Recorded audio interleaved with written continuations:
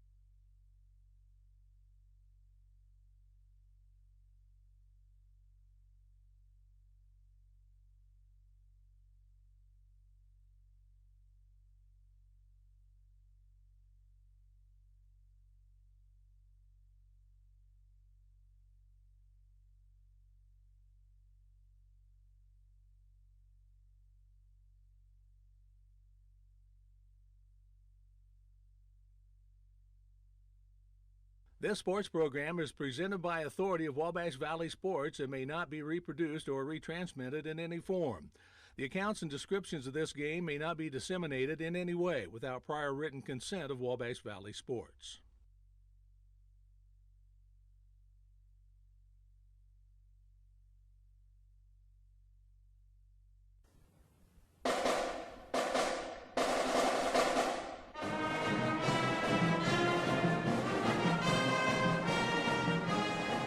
Welcome to Rose-Hulman Institute of Technology, the U.S. News & World Report's #1 engineering school in the United States that offers a master's as its highest degree for 20 consecutive years. Rose-Hulman, where you come to find yourself. Find yourself through personal growth, through personal development, through study, research, and invention. Rose-Hulman, your home for academic and athletic excellence.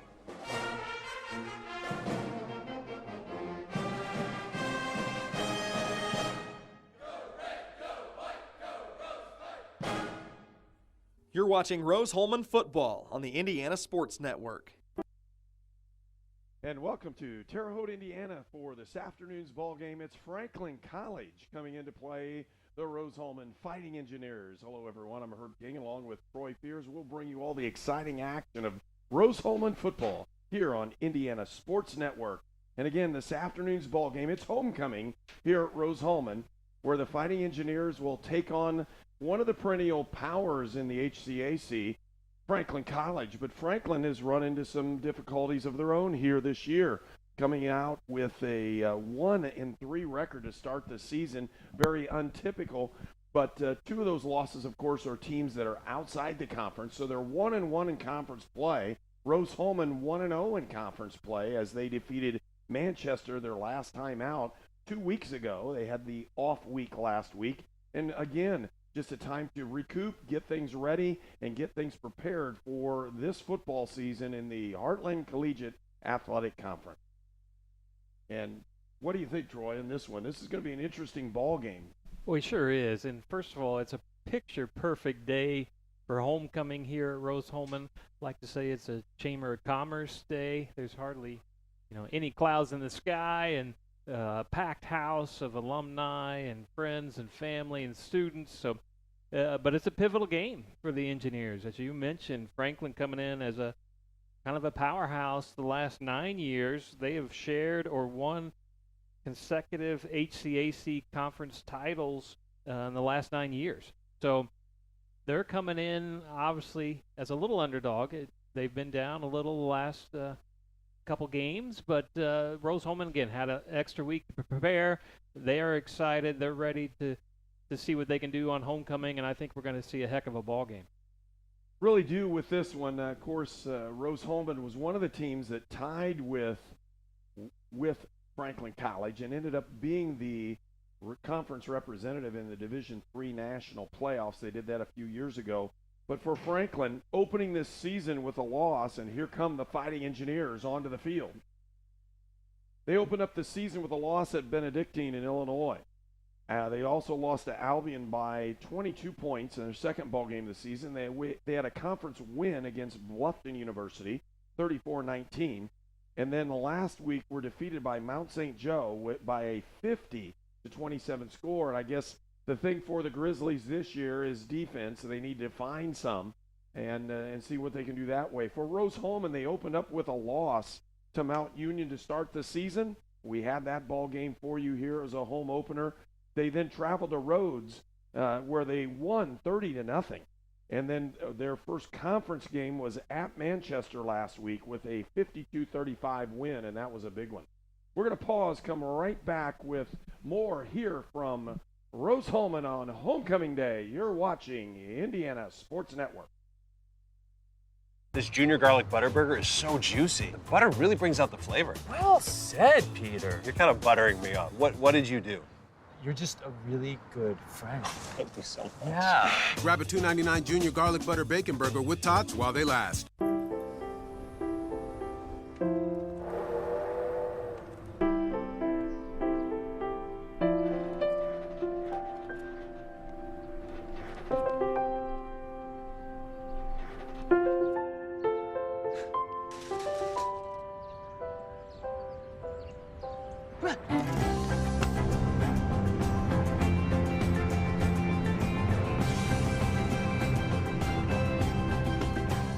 Sonic's got all my fair faves. Cheddar peppers, 99-cent corn dogs, Oreo a la mode. I love the fair. All the prizes you can win. Totally. Did you win all those?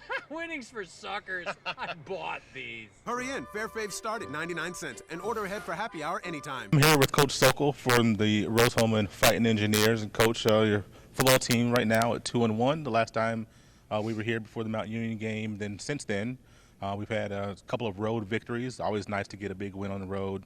Shutout at Rhodes and a nice win at Manchester. How pleased are you about those performances? Thrilled. We've played great 2 weeks in a row. Got off to obviously a 30-0 start against Rhodes, which helps, and then got off to a nice 39-0 lead against Manchester, and had a couple injuries on defense, which hurt us a little bit, and but hopefully those guys are able to get back, and hopefully we can have as equally a good a start against Franklin.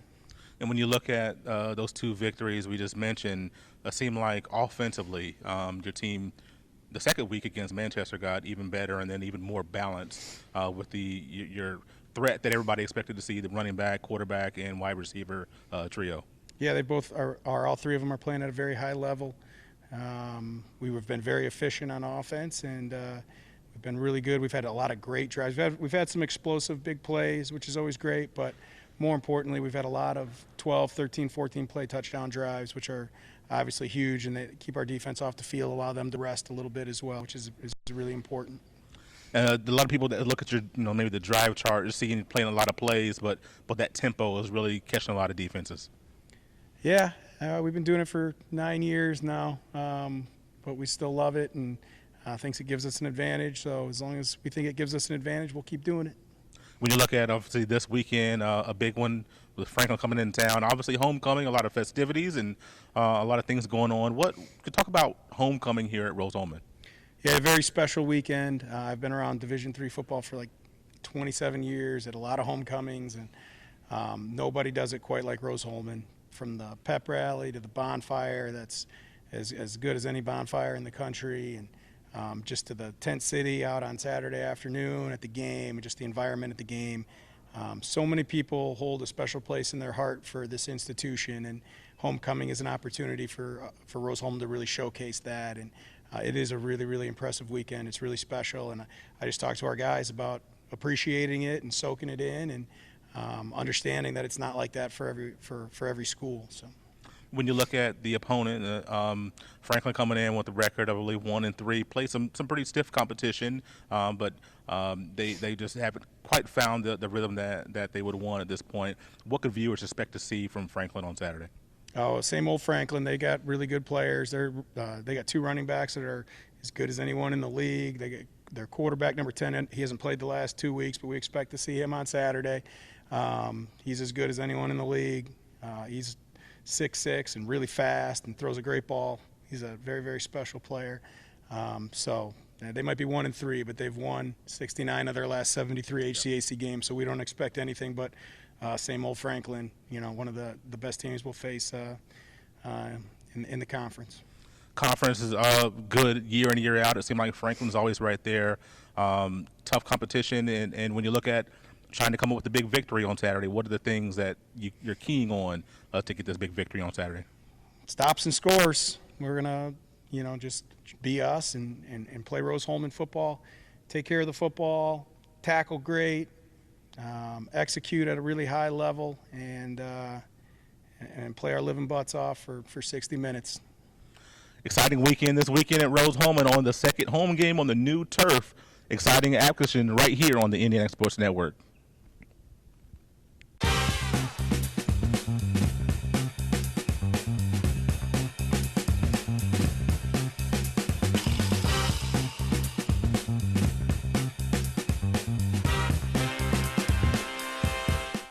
We were choosing colors for the house, and I stopped and looked at Mike and said, "We're really doing this, aren't we?" The process was challenging, but Riddell was there for us every step of the way. The mortgage, closing, they eased our stress. It made sense when Mike said, "We're really doing this." Mortgage loans made easy from Riddell. Making friends since 1885. You're watching Rose-Hulman football on the Indiana Sports Network. And winning the toss was Franklin College, and they'll defer to the second half. That means Rose-Hulman will start off with the football as they're teeing it up right now. And when you look at both of these teams, again, they've known each other. They've played some great ball games. I think the last 3 years watching these two teams play has been just unbelievable. Come down to the last play on 2 of the 3, where the last play of the game determined the winner. And so we're looking for nothing different this way. Kickoff specialist is Casey Smith. He's a sophomore for Franklin College. And he'll tee it up, get ready to go. And as this one's up, and a pooch kick over to the side, it'll hit at the 24 and bound around. Up with the football, the 25-yard line. That's where Rose-Hulman will start with the football, 1st and 10. It's going to be important for the Engineers to get out to a quick start. As Coach Sokol said in that interview pregame, they've had some success in their victories this year, getting out to that quick start. Obviously, starting out on offense, their first drive of the game, they'd love nothing more than to get some points on the board early. Andrew Dion, the junior, 6'2", from San Diego, California, is the signal caller as they shift back in this one.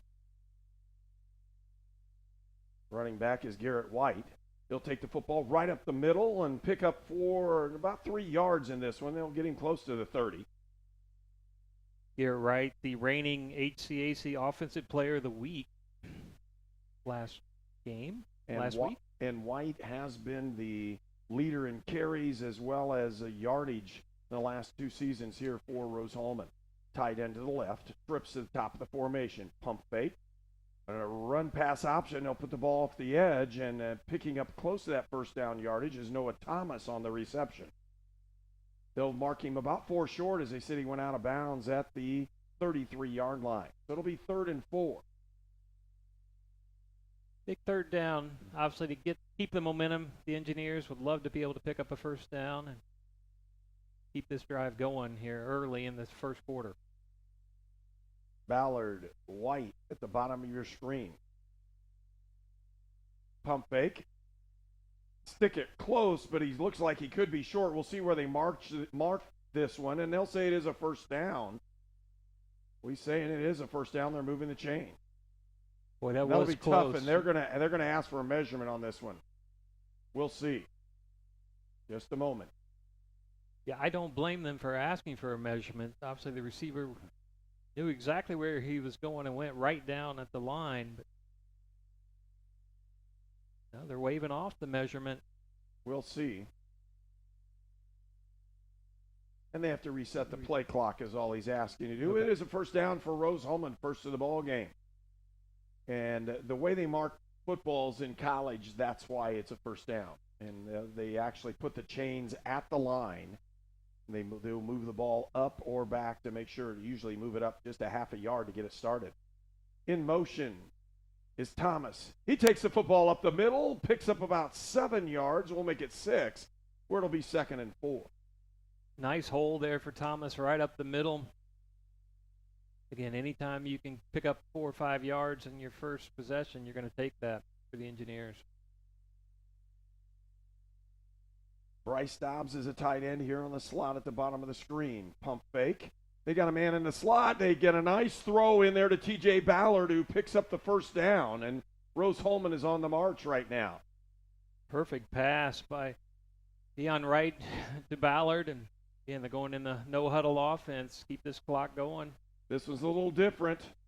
Dion throws it out to the side. Picked up by Thomas. He eludes 1 tackler, but he'll just get back to the line of scrimmage, where it'll be 2nd and 10. Try to go quick there, obviously, with a snap, but Franklin was all over that. Andrew Dion, again, completing these passes as he's been very accurate here to start the ball game. The bottom of the screen is Ballard. Inside is Dobbs. Motion back to Garrett White. White, pump fake. They're going to throw it deep down the middle. He's got a man open, and just off his fingertips was Noah Thomas. had an opportunity to pull that one in, would have been a sure touchdown, but he just couldn't quite do it. It'll bring up 3rd and 10. Yeah, just off the top of his fingertips. A beautiful pass by Dion. He was beat. He was open down the middle of that field, but couldn't quite hang on. And with the understanding, Noah Thomas is probably one of the fastest players in the HCACs. He can really fly and get open on these. Trips to the bottom of the screen.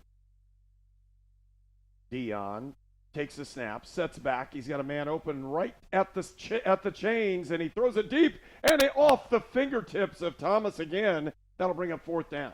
Well, it was almost a carbon copy as far as being off the fingertips.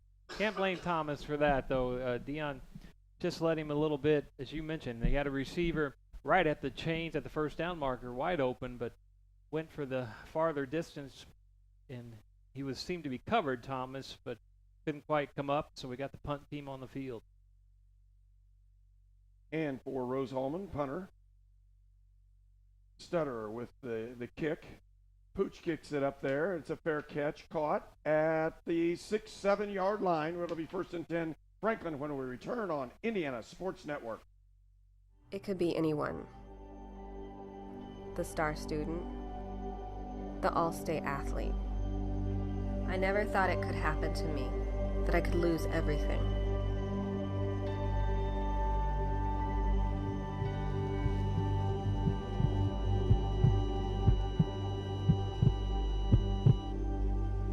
I found help, I found hope, I found recovery.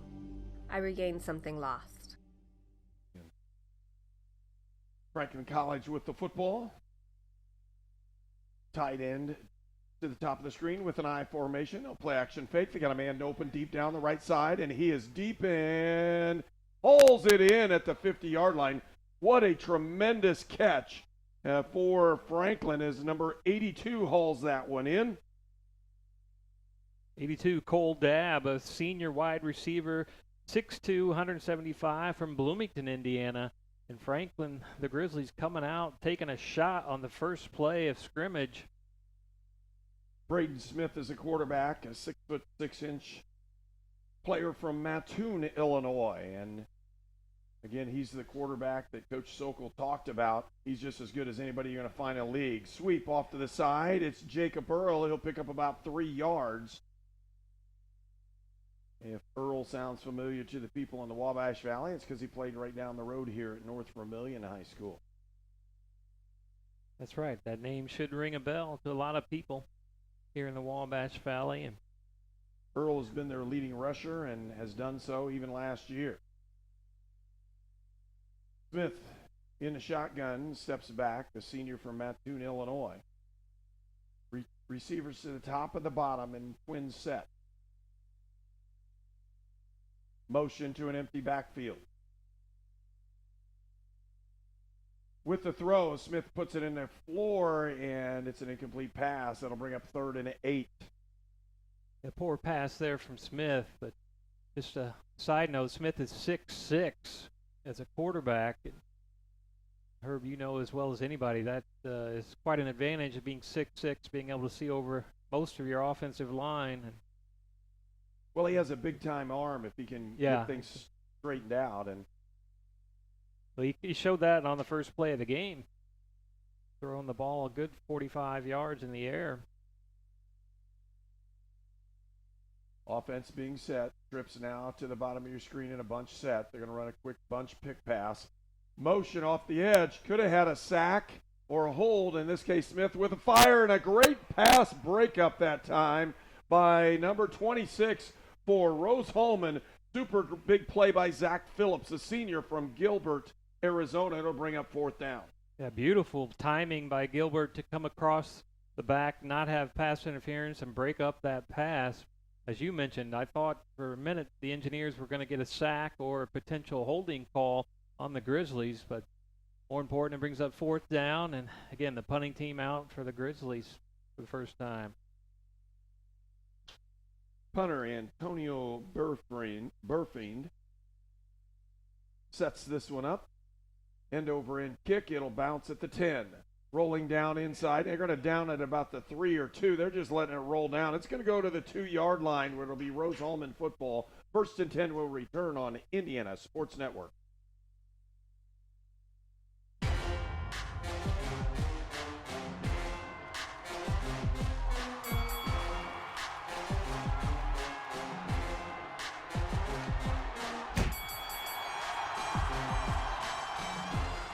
You're watching Rose-Hulman football on the Indiana Sports Network. So Rose-Hulman backed up into their own end zone where they'll take the snap in a shotgun form. 2 backs in the backfield for Dion. He'll give the ball to White right up the middle and try to work his way out. He'll pick up just a yard and get it out to the 3. Now they'll say it's the 4-yard line. We want to thank our sponsors for today's game, the Hamilton Center, Refreshment Services and Pepsi, Lynn's Pharmacy, Riddell National Bank, Sonic Drive-In, the Terre Haute Convention and Visitors Bureau, Union Center of Sports Medicine, and York Automotive, all sponsors of this afternoon's Rose-Hulman football game. Dion in the backfield, 2 backs again. He'll give it up, and nice run on the outside as off tackle on that left side, and a big run by Garrett White. Sure was. Nice movement by White to come off that left side, as you mentioned, find the hole and pick up a 1st down. 1st down for Rose-Hulman on that 9-yard run. Little breathing room now. You're not going to catch the ball in the end zone as Dion takes this snap, sets it up, slant. He's got it in the inside. Zimmerman with the catch, close to 1st down yardage. Nope, they're a little bit short on that one, and I'm sorry, the flag's on the play. Ineligible man downfield is what he signaled preliminary. And we'll see what they come up with on this one.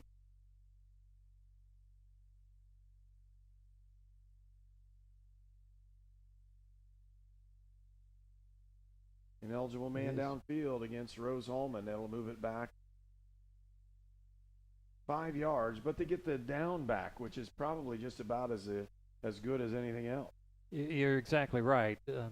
Zimmerman kind of bobbled that ball, and took a half a second to a second longer to complete, which may have led to the turnover, but they're still okay. 1st down. Tough to throw the slant. White up the middle. He's got a hole on the left side. He could break this one. He's out over the 1st down yardage. A gain of 17.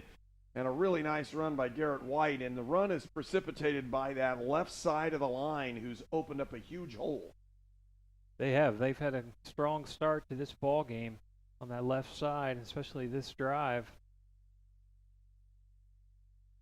Again, fake the handoff. They've got a screen over to the right side. A nice move, and he's almost broke that one, was Thomas. Noah Thomas had it. It's a 10-yard. Looks like it's a 1st down. Will they move the chains or not? They're going to say he's before the line. So they've got about 6 inches to get on this one. No, they say it is a 1st down. Yeah.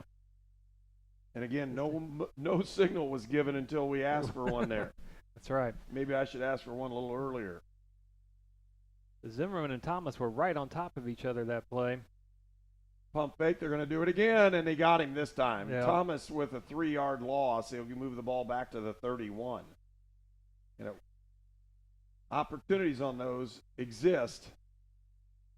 But T.J. Ballard was on this the near side, number 9, just couldn't quite hold the block and allowed the Grizzly defender to make a tackle for a loss. Got an opportunity at the top of the screen again to do the thing or to go ahead and fake it, because when you fake those, you have an opportunity for a big play downfield. Got a crossing route over the middle. Dion, look, he's got a man down the middle and just throws it. Zimmerman with the catch, but it really would have been nice if he could have got it to him without having to slide to catch the football, because he had a lot of yardage. He sure did. He was wide open, cutting across the middle there, but just behind him a little bit and made a nice catch out of the deal, but brings up a 3rd and short for the Engineers. 3rd down and 2 from the 42. They'll give it to White over the side. He can't get around anyone, and he'll lose a yard, and that'll bring up 4th and 4. Interesting to see what the Engineers decide to do here. punting team will come out. Again, these two teams, although they've both scored a lot of points, it's been, right now we're looking at a defensive battle between these two. Well, we sure are, and it is a little surprising, but I don't think either coach is going to be outsmarted by the other at this point. Rush up the middle, and they get the punt away. A nice hanging punt, fair caught at the 25, and that's where Franklin will have it when we return on Indiana Sports Network. At Lynn's Pharmacy, we're more than just your pharmacist. We're your neighbors. Our kids go to the same schools. We eat at the same restaurants. We sit next to you in church. When I listen to a symptom. When I fill a prescription. When I offer advice, I'm not just helping a customer. I'm helping my neighbor and a friend. My name is Lynn Hofstetter, and I'm the proud owner of Lynn's Pharmacy, a modern pharmacy with old-fashioned values and personal service dedicated to keeping you, your family, and our community healthy since 1872. Here at Lynn's Pharmacy, downtown Brazil. You're watching Rose-Hulman football on the Indiana Sports Network.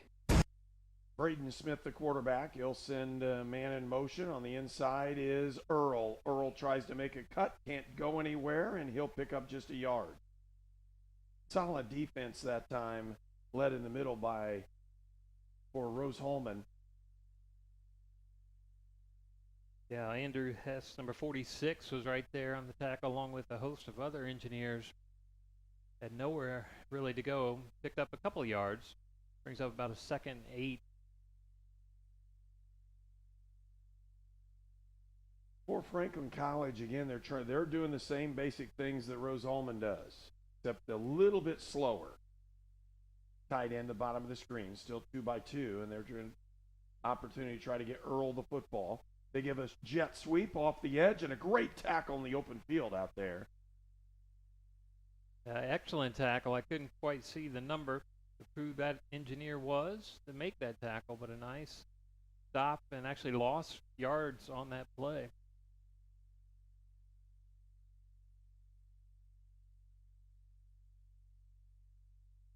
In that corner or linebacker position, again, Rose-Hulman playing very solid right now defensively. 3rd and 10 for Franklin College.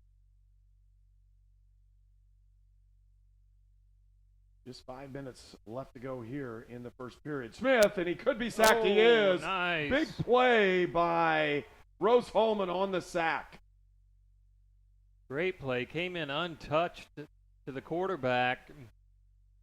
Smith had no chance. Number 47 for Rose-Hulman, that's Jacob Hendrick, the 6'2 junior from Brazil, Indiana, with the sack and moves Franklin College back. It'll be 4th and 17. Brazil just down the road from where we're at. Multi-sport athlete, was a great athlete, good wrestler at Northview High School. Nice Punt. to see. They'll get a nice roll, and it'll roll dead at the 48-yard line, and that's where we'll return with it. Rose-Hulman football on Indiana Sports Network.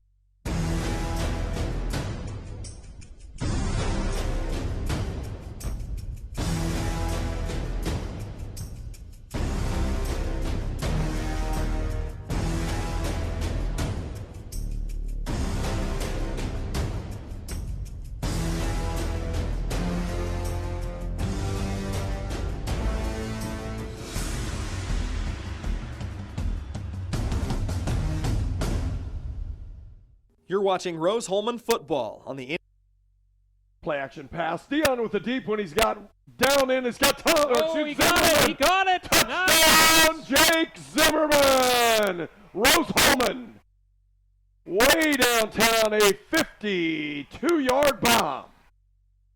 A beautiful pass and even a better catch by Zimmerman. He had to come back for the ball and made it turn his body to the right, stayed in bounds, and tiptoed into the end zone for the first score of the game. Tremendous throw, but even a better catch by Zimmerman. And the reason why it worked is he got his defender turned all the way around. He sure did. And the ball didn't hit him in the back because it very easily could. Zimmerman holds on, pivots around, and scores.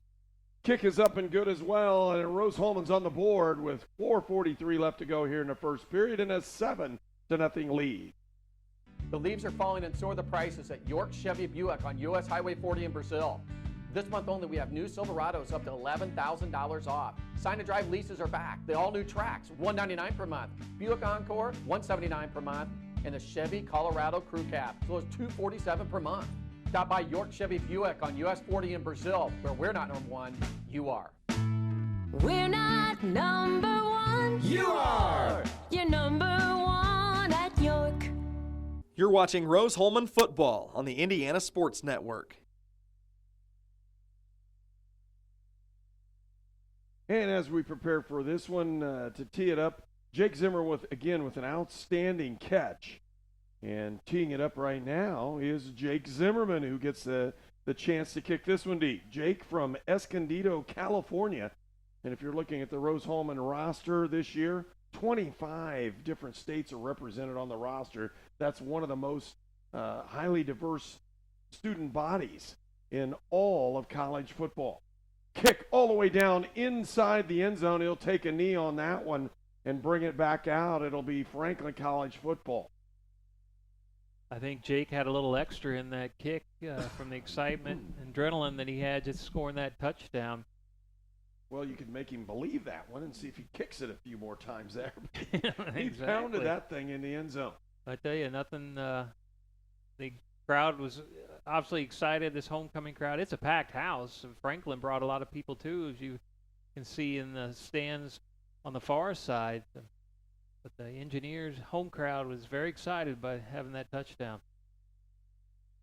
Smith, shotgun snap. He'll look inside, gives it up to Earl. Earl moving around. He'll pick up 6 yards. Where it'll be 2nd and 4. Nice run by Earl. Kept his feet moving, even turning his back to the defender and kind of ran backwards for 2 or 3 yards. Earl comes into this ball game averaging 117 yards a game, rushing the football. Smith in the shotgun. Pump, they'll give it out to Earl. Earl on the very quick screen off the edge. He'll get over the 30-yard line, and that'll give him 1, I guess. It'll be 3rd and 4, as they gave him 5 yards on a previous carry, even though they moved it back just a half a yard. So again, 3rd and 4, very manageable, but Rose-Hulman's defense has been up to the challenge so far. Well, they have been, and they played that last play very well, stayed in their zone, didn't get surprised by that pass, and brings up again a nice 3rd down. They could hold them here. It would be nice. They get a punt. They'll set up. Smith got plenty of time, and then all of a sudden it just hems in on him, and another sack for Rose-Hulman. I believe that was Tyler Smith, the freshman linebacker from Spring, Texas, with the sack. Again, that defensive front for the Engineers has caused nothing but havoc for the Grizzlies so far in this first quarter. Smith, 6'2", 220, and very athletic as he was able to get around that defensive tackle and make the play. Punt formation now for Franklin College. Burfing, the punter, punts this one away. Got an opportunity for a return, and Noah Thomas with that one, and he'll go down just over the 50-yard line for it'll be 1st down. Rose-Hulman will return on Indiana Sports Network.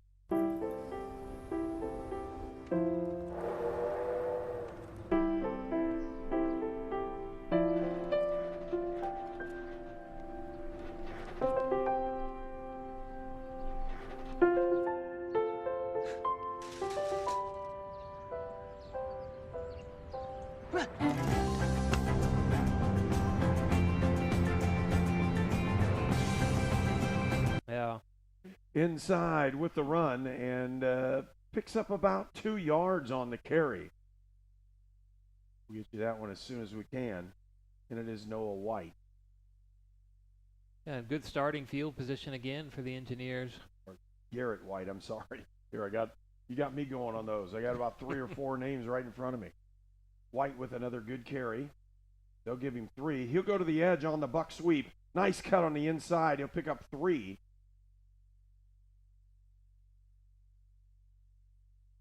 And they'll say it's 3rd and 5. Rose-Hulman with the football across that 50-yard line. They've got the field position to their advantage right now. So far this quarter, they've had a good mix of run-pass combination for the Engineers. Noah Thomas. They've got the screen set up on the right. They've got it out to Garrett White, and he's close to the first down. Does he get it? No, he's got him short. Half a yard. Really close. Sure was. Nice athletic move by White to jump over the defender and try to gain that first down. What happened is his forearm hit before he actually flew over the line to gain. Okay. 4-man front, White up the middle. He's not going to get it. They stuffed him. No, second effort. They got it. We're going to see where they spot it, and the head linesman says it's a first down. Sure did. He reached out, got first that. Down, and beautiful second effort by Wright there. As you said, he got hit early and didn't look like he was going to make the first down. White, and they're going to measure this one, but he is across the line, and that's what the head linesman said. And we'll see what happens off the measurement. They'll bring it in. Where they hadn't lined up, it's a first down.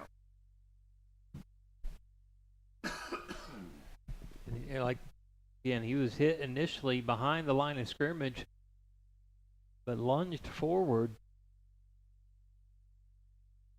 by a half a length of the football. That's all it takes. Key fourth down play right now for Rose-Hulman. They lead 7-0 here in the first period. But more importantly, they pick up the first down. They maintain the good field position that they currently have, and they're set up to run it quickly again. And they maintain some confidence and momentum as they work their way down the field, hopefully to get some more points on the board. Appears to be Maxwell Hatch is the running back. We'll see what's going on. Play, action. They give it out to Thomas. He's going to pick up some yardage. That's just basically a run, folks. They throw it out. Get a nice block on the edge. This time it's by number 36, Caden Hellier from Tip City, Ohio with the block. And all of a sudden, it's a 6-yard gain. Yeah, it's one of those throw it out there and hope the guy misses. Pick up a few yards, and it worked exactly like it planned to there for the Engineers. Hellier is the H-back or tight end. They'll fake it to Thomas. They give it up the middle, and they've got a man down the middle on the RPO. Touchdown, Rose-Hulman. Number 10, Adam Sturgeon, the junior from West Lafayette, Indiana, with the touchdown and the run-pass option. And I'm telling you, folks, great fake. It was. Pulled it out and stuck it right in there. He did exactly that. He faked me out as well as most of the crowd, I think. The receiver was down there all alone. He had good defensive pressure, but just Deion threw the pass right over the top and able to bring it in and scatter into the end zone. Kick is up, and it bounces through, and it's good. 14-0 our score here. Rose-Hulman with the lead over Franklin College. We'll return for more action on homecoming here from Rose-Hulman. We were choosing colors for the house, and I stopped and looked at Mike and said, "We're really doing this, aren't we?" The process was challenging, but Riddell was there for us every step of the way. The mortgage, closing, they eased our stress. It made sense when Mike said, "We're really doing this." Mortgage loans made easy from Riddell. Making friends since 1885. You're watching Rose-Hulman football on the Indiana Sports Network. And Zimmerman, we'll see if he's excited enough to put this one in the end zone too, as he did the previous one. Two really good pass plays and opportunities by Andrew Deion, and this time he was able to find number 10, Adam Sturgeon from West Lafayette, Indiana, the junior, who really hauled that one in. Showed good speed, good athletic ability, and Rose-Hulman with 2 touchdowns on the board here in the first period. Zimmerman with a kick down to the 5-yard line. That's where we'll start with the return. Return over to the right side and hemmed in prior to the 25, and that's where Franklin College will gain possession when we return on Indiana Sports Network. The Car Hop Classic for just $2.99 is the perfect 1-2 punch of flavor and value. Time, that. You need a trainer to help you eat the burger? Hey, stay out of this. Don't get in my head, man. There's barely room for me in there. Hurry in and try quarter-pound double cheeseburger or 6-inch Philly plus tots for $2.99. You're watching Rose-Hulman football on the Indiana Sports Network.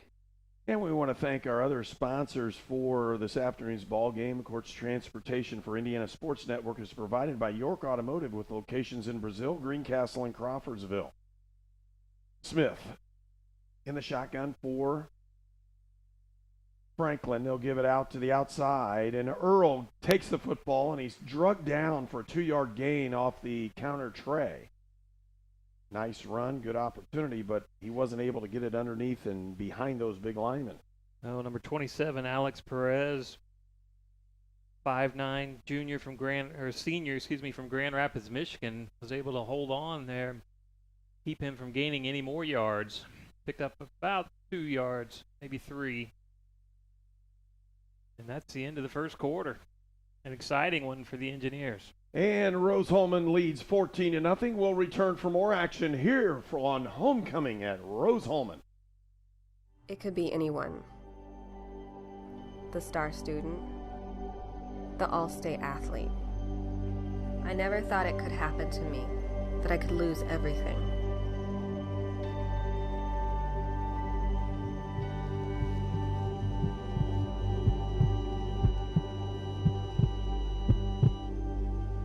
I found help, I found hope, I found recovery. I regained something lost.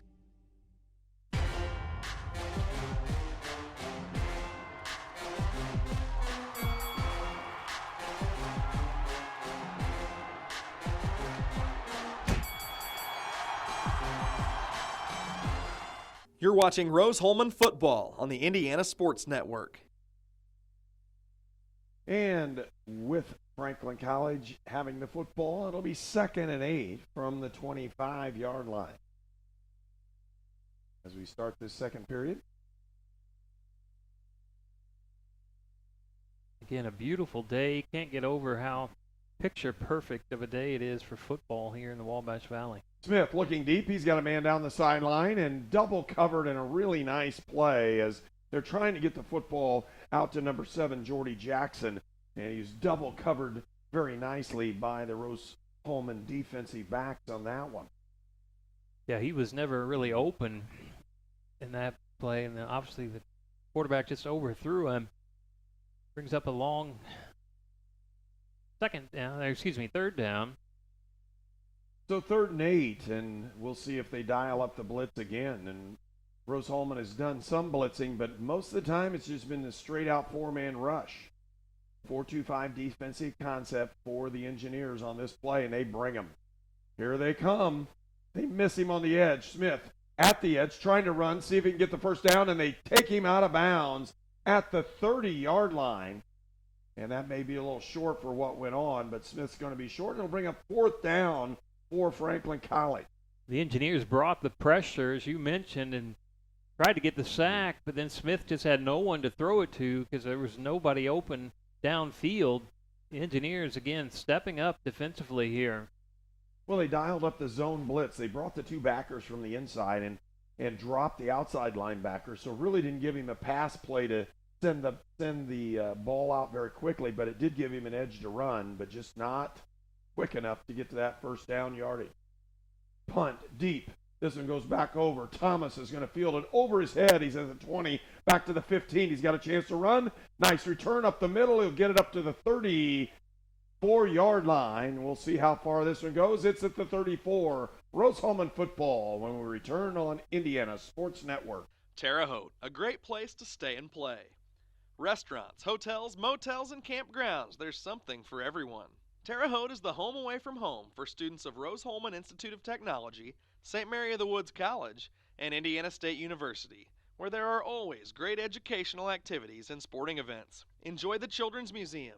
Terre Haute hosts Blues at the Crossroads Downtown Music Fest, Rib Fest, and the Banks of the Wabash Festival. Rose-Hulman with the football, counter tray. They're running it right up the middle, and nice pursuit off the back edge for Franklin College as they pick up White on that tackle. And it's the big guy, number 99 for Franklin College. That's Cavanta Murray, the freshman from Indianapolis, who makes that play. And he is a big man. He's listed at 6'1", 315 pounds. And that might be light. Tight end to the left of the screen, trips. Here goes Thomas off the edge. He's got good blocking. White with a nice block. Thomas turns the corner. It'll be close to the first down. They'll say he stepped out. It'll be 3rd and 2. Nice play by Thomas there. Tried to get the first down, but again, stepped out of bounds with about 2 yards to go. Quads, 4 receivers, bottom of your screen. Thomas picks it out, throws a little quick screen. Noah Thomas, and he's got the first down. It just rumbles forward. Andrew Dion gets it out very quickly. They ran the bubble screen. Everybody's blocked, and he just runs forward to pick up the first down. Yeah, as you mentioned earlier, Herb, it's basically that bubble screen is like a running play. Once he makes that catch, he has a few yards that he can pick up at the first down pretty easily. H-back setting to the top left side. Garrett White gets the football. He'll try to move off the edge, and he doesn't go anywhere, but he broke the tackle, makes a cut up the middle. He's in the open field, and he gets drugged down after a 12-yard gain. First down, Rose-Hulman. Ball rests at the 41. Another great run by Wright. Thought he was going to be down behind the line of scrimmage. Broke a tackle, cut up the middle, and 12 yards, and another first down for the Engineers. And Garrett has really been running the ball well. Garrett White, with that opportunity when he runs it, he's been going straight up the middle and really going at it. Motion by the H-back. This is a different running back, and it's number 22 carrying the football this time for Rose-Hulman, the backup to the running back, and that's Maxwell Hatch. He's a junior from St. Charles, Illinois. He'll pick up a yard and bring up 2nd and 9. We want to thank our sponsors. For this afternoon's ball game, and that's the Hamilton Center, Lynn's Pharmacy, the Refreshment Services, and Pepsi. Play action face. Try to get it to Hatch. Throw it down the middle, and we drop the football right in the middle, as that one was intended for number 11, Bryce Dobbs, a senior from Queen Creek, Arizona. He just couldn't hold on to that one. 3rd and 9. White back in the game. Came out for a couple plays there. Looked a little gimpy after that 12-yard scamper for the first down. Hopefully he's doing okay here. 3 receivers, bottom of the screen. Zimmerman at the bottom. Dion barking out the signals. He'll take this one, sets back, looking down the middle. He's got a man open, and a great catch by number 9. That's T.J. Ballard right in the middle. First down, Rose-Hulman. With Ballard just coming across the middle, as you mentioned, a great catch, great throw. We're going to do a quick snap. They set it up. Fumble the ball, and it's picked up by White as he jumped back on that one. That previous play, and a really nice dig route, a really good timing on it, and with the coverage on cover 2, he was able to get it underneath the safety and for an easy throw. But with the fumble, marched that one back 5 yards. It'll be 2nd and 15. The Engineers are lucky to get that fumble back. Fortunate. Zimmerman and Thomas, bottom of the screen. White will pick it up on the buck sweep, and a really nice play coming up off the edge for Franklin College. It's number 8 with the play. The linebacker Cody Wilkerson, a freshman from Chesterton, made that play. Interesting to see what the Engineers do here for 3rd down and 12. Empty backfield. White becomes a receiver along with Ballard at the top of the screen.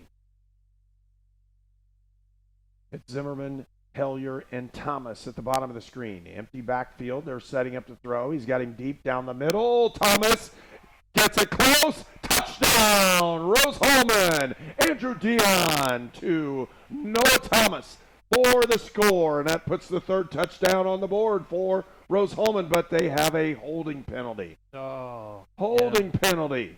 It'll bring this one back. Flag was on the far side of the field, right at the line of scrimmage. Well, that's where those pesky little things come out anyhow. Sure do. That was a great play. Another beautiful throw. Would have been the third. Well, they ran up in cover 2, and with a nice pass down the middle, he got him in an open seam between the two safeties, was able to deliver the ball on time. Thomas grabbed that one and ran it into the end zone, but to no avail, as that holding penalty will move it back, and it's third and almost forever. 23 make it to get the first down. Third and 23. And you're really looking at this with the potential 2 downs, so the first one should be to get 10. And he runs the zone option inside, does Garrett White, and as White played quarterback on that one. Didn't get anywhere, and it looks like they're going to come in and try to pooch punt this one inside the 10. Boy, that penalty was just a bad time for the Engineers. Obviously disrupted that momentum of that drive. But hopefully they can pin Franklin deep here in their own territory. Jonathan Stutter, the punter on this one, gets it close and into the end zone. That'll bring the ball out to the 20, and that's where it'll be Franklin College football when we return on Indiana Sports Network. Terre Haute, a great place to stay and play. Restaurants, hotels, motels, and campgrounds, there's something for everyone. Terre Haute is the home away from home for students of Rose-Hulman Institute of Technology, St. Mary of the Woods College, and Indiana State University, where there are always great educational activities and sporting events. Enjoy the Children's Museum. Terre Haute hosts Blues at the Crossroads Downtown Music Fest, Rib Fest, and the Banks of the Wabash Festival. Plus the USAC Quarter Midget Championship, open wheel racing at the Action Track, and 5 national college and state high school cross-country championships. 2 backs in the backfield. They'll hand it off to Earl. He'll pick up 5 yards. It'll bring up 2nd and 5. Franklin College is having trouble moving the footballs. Rose-Hulman has done a really nice job this afternoon in just keeping in their positions, not getting driven off the ball, and then the linebackers have flowed very well getting those holes plugged and not allowing any room for the running back, and that being Earl. Substitutions into the ball game, though, for Franklin, as they'll sub people in and out.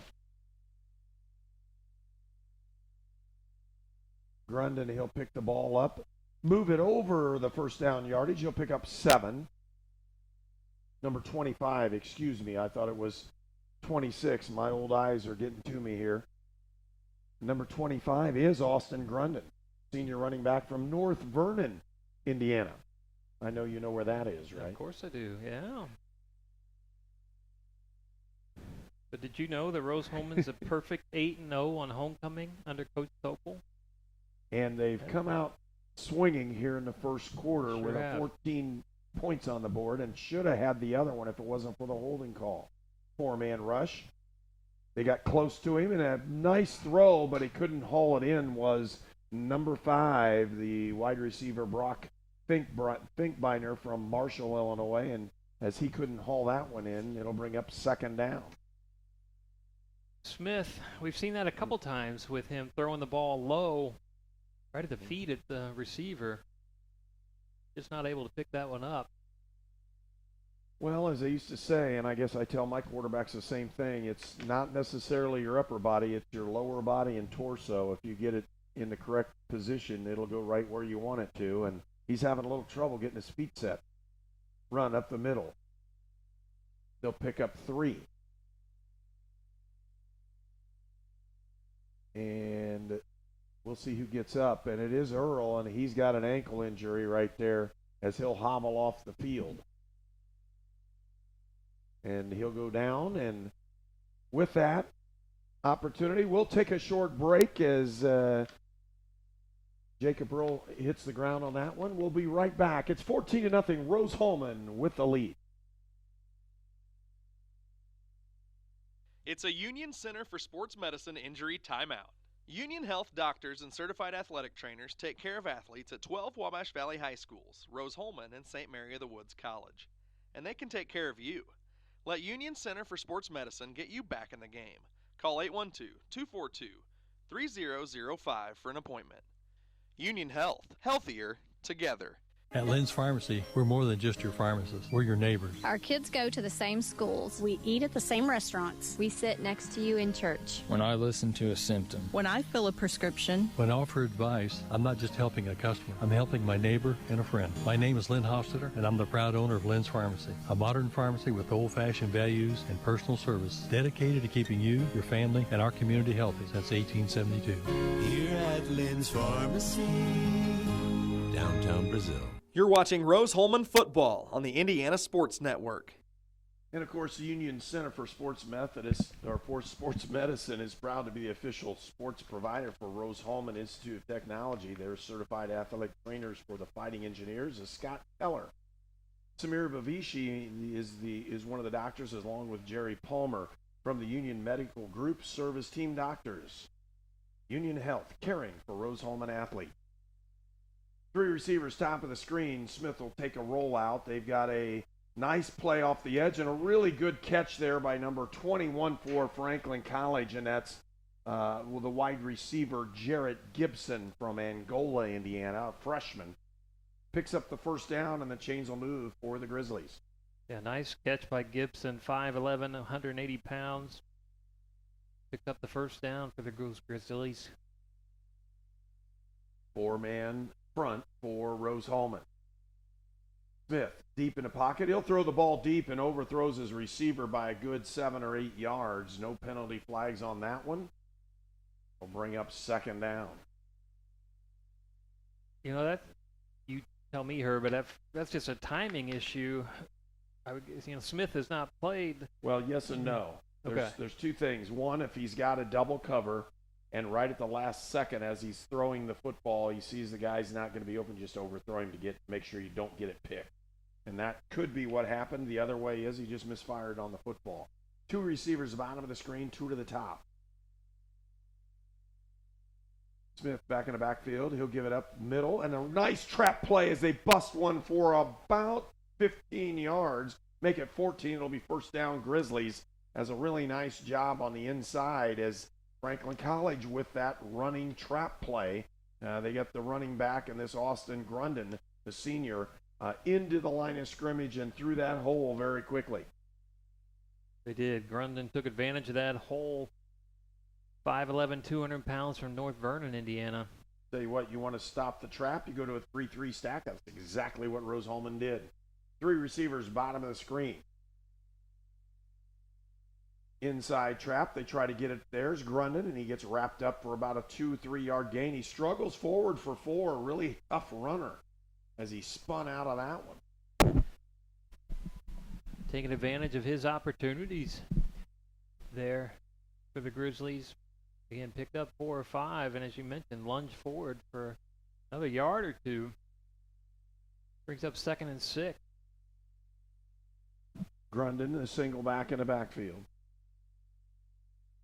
Again, the Grizzlies in a 2 receiver set, both sides. They'll move Grundon out. Empty backfield. Smith goes to throw. He's got a complete opportunity for a draw, and he's got the first down and a lot more. He'll go out of bounds at the 20-yard line where Franklin is now in the red zone. They'll mark him out at the 19. First time the Grizzlies have been in the red zone all game. Other than, I believe it is the first time now that I really think about it. Engineers had a chance to stop Smith back, but missed the tackle, and he was able to scamper, pick up the first down, and then some. Nothing more dangerous than a scrambling quarterback tied into the top of the screen. They'll hand the ball in. Grundon. And he'll get pulled down for no gain on that one as a solid defensive play by Rose-Hulman one more time. We want to thank the Riddell National Bank, Sonic Drive-In, the Terre Haute Convention and Visitors Bureau, Union Center of Sports Medicine, and York Automotive. And York Automotive is our transportation specialist we use here at Indiana Sports Network, with locations in Brazil, Greencastle, and Crawfordsville. That's York Automotive. 2 receivers top of the screen, 2 to the bottom. Smith in the shotgun, barking out the signals, takes the snap, quick slant, almost picked off. And those are the ones that if you do get them, they result for points on the other side. Smith just threw behind the receiver, and I believe that was Alex Perez, senior defensive back for the Engineers from Grand Rapids, Michigan, who went just off his fingers. Brings up a big 3rd down. So a 3rd and 11 for Franklin College. First time they've been inside the 20, and now they're at the 20. Movement in the secondary for Rose-Hulman, trying to camouflage their coverage. Down the middle and tipped away. Really nice play by Rose-Hulman. Sure was. Had 2 defenders right on that. We do have a flag down in the end zone. They did throw one. They're going to call a pass interference call. Boy, I did not see that, but that's from up here in the press box, and I did not see the yellow flag. It's just tough to see with that end zone. It may be tough because we're both getting older. How's that one? Maybe that is probably more likely the case. Half the distance to the goal.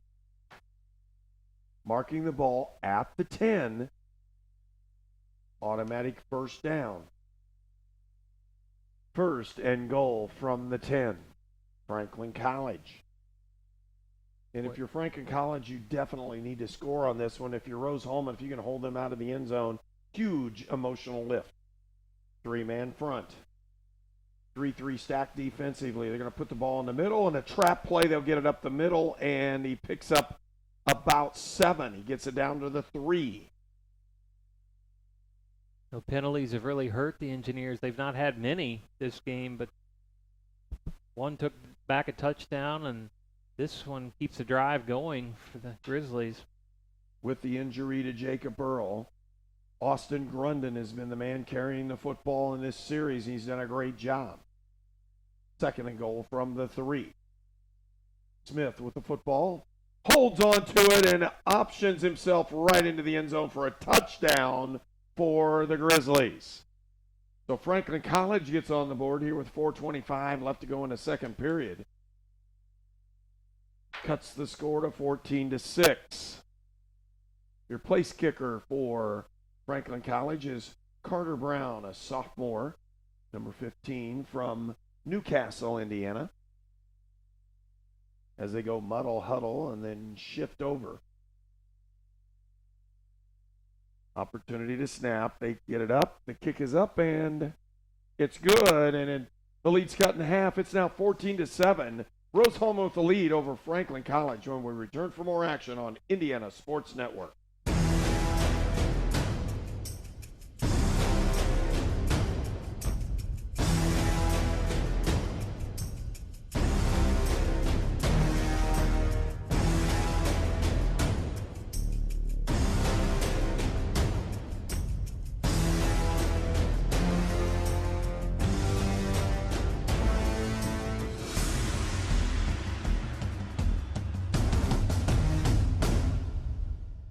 You're watching Rose-Hulman football on the Indiana Sports Network.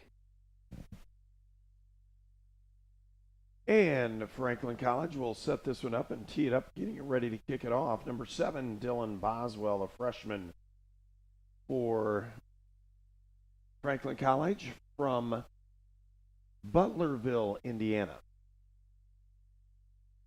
Now, I will admit, I do not know where Butlerville is, but I have a feeling you do. I don't. Oh, dang it. I thought you did. No, they usually give me grief because I know a lot of the other places. Yeah, exactly. Fielded inside the 20, down over towards the 31-yard line, and that's where Rose-Hulman will take possession when we return on Indiana Sports Network.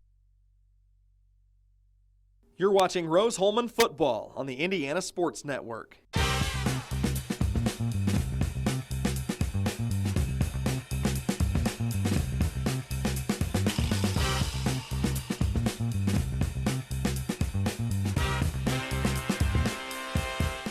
You're watching Rose-Hulman football on the Indiana Sports Network. Rose-Hulman with the football. Andrew Dion gives the football off up the middle, and no gain on that one as they throw him back down to the turf. It is a beautiful turf. Second time Rose-Hulman's had the opportunity to play on their home field with the new digs, so to speak. As a nice run up the middle for Rose-Hulman, but again, no gain. On the inside, they'll give the buck off the left side, and no place to go there as well, as being corralled on that play is Maxwell Hatch, the junior from St. Charles, Illinois. With this being the homecoming game, a lot of alumni and, again, friends and family seeing this turf for the first time. As I was coming in, I could hear quite a few of them talking about how nice it was and how great it looked, and it does. 3 receivers bottom of the screen for Rose-Hulman. Pump fake. Looks like he could go deep. Right down the middle and just overthrows Thomas. He put a lot of mustard on that one and just got too much wound up in it. Went right over his head. 4th down, and Rose-Hulman will bring out the punting unit. Yeah, Dion with a high fastball there. The receiver just couldn't quite catch up with it. It unfortunately brings a quick 3 and out for the Engineers with 3 minutes and 12 seconds to go here in the second quarter. Going to be up to the defense to make another stop. Short punt. Misfired on that one. Bounces around and just gets to the 50-yard line. That's where Franklin College will take possession when we return on Indiana Sports Network. You're watching Rose-Hulman football on the Indiana Sports Network. We were choosing colors for the house, and I stopped and looked at Mike and said, "We're really doing this, aren't we?" The process was challenging, but Riddell was there for us every step of the way. The mortgage, closing, they eased our stress. It made sense when Mike said, "We're really doing this." Mortgage loans made easy from Riddell. Making friends since 1885. Austin Grundon, the running back, right behind Braden Smith, who steps back to pass. Steps up, he's going to go down. That's a sack. It'll be a 1-yard loss. Bring up 2nd and 11. Corey Vincent, senior from Frankfort, Illinois, with the sack. And Rose-Hulman's been able to get pressure. They sure have. At certain times. The issue has been that consistent pressure where he cannot step up and make a throw. In the last series, Rose-Hulman was almost forcing him to step up. And that makes it very difficult when you're playing defense in the secondary. Knock him off his pedestal and make sure he can't do it that way. Inside trap play, and they got it up the middle for another 3 or 4 yard gain. That'll make it 4. It'll be 3rd and 7. The Engineers do not want to let Franklin come down and score any points before this half ends. We'll have a timeout called by Franklin, and with 2 minutes left to go here in the first half, it's Rose-Hulman 14, Franklin 7. Terre Haute, a great place to stay and play. Restaurants, hotels, motels, and campgrounds, there's something for everyone. Terre Haute is the home away from home for students of Rose-Hulman Institute of Technology, St. Mary of the Woods College, and Indiana State University, where there are always great educational activities and sporting events. Enjoy the Children's Museum. Terre Haute hosts Blues at the Crossroads Downtown Music Fest, Rib Fest, and the Banks of the Wabash Festival. Plus the USAC Quarter Midget Championship, open wheel racing at the Action Track, and 5 national college and state high school cross-country championships at the famed Laverne Gibson cross-country course. There's plenty to do and enjoy in Terre Haute, so come stay and play. You're watching Rose-Hulman football on the Indiana Sports Network. And that timeout was taken by Franklin College. Number 1 to stop the clock. Number 2, and they put 2:07 on the clock. So the big difference for Franklin, they want to maintain possession of the football. 2 minutes, though, left to go here on a big 3rd down play. They want to make sure they dial up the correct play to run offensively. Gives Rose-Hulman also a chance to to figure out what they're going to do on the defensive side by placing their guys in the right position. See if they can stop the Grizzlies from gaining that first down. Again, the Grizzlies would like nothing more than to keep this drive going. They've got a little momentum after that touchdown. Two running backs in, Austin Gruden and Peyton Healy, the senior from Milan, Indiana, is Peyton. Two backs into the backfield. That usually means more max protection so they can't knock the quarterback down. And that's what it is. Max protection, I'll throw the ball out. Nice hook route off the side. First down, gain of 14. Yeah, very nice hook route by Cole Dabb, wide receiver, again, senior from Bloomington, Indiana. Knew right where the first down marker was. Nice overall play by the Grizzlies there to pick up that first down. Also went out of bounds, and we'll have some kind of an opportunity. It was a clock operation more than likely.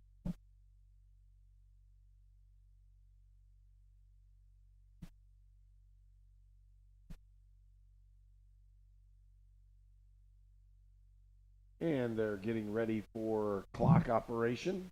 2:01, and now they'll start the clock. He was out of bounds, and they marked him as out and stopped the clock, and they should not have stopped the clock at that point. Smith steps back. He's got a man on the outside. They go for the quarterback draw up the middle. Shovel pass, gets it up to number 7. Creative play as a nice catch by Jordy Jackson, the senior from Bloomington, Indiana. It was a very heads-up play by Smith. Looked like he was going to tuck it and run with his left hand, but then was kind of shoveled it off with his right. He picked up another first down for the Grizzlies as they enter the red zone for the second time. We know the last drive they entered the red zone, they scored a touchdown. It's been the quarterback scramble that's hurt Rose-Hulman on 3 different occasions. Not huge, big runs, but just enough to pick up first down. Inside, they'll run that trap again. This time they get it stuffed. Nice play by the big defensive tackle in this one for Rose-Hulman, and that's Corey Vincent. He's a nose guard from Frankfort, Illinois. Brundon just had nowhere to go for the Grizzlies on that one. Brundon was a big playmaker the last drive.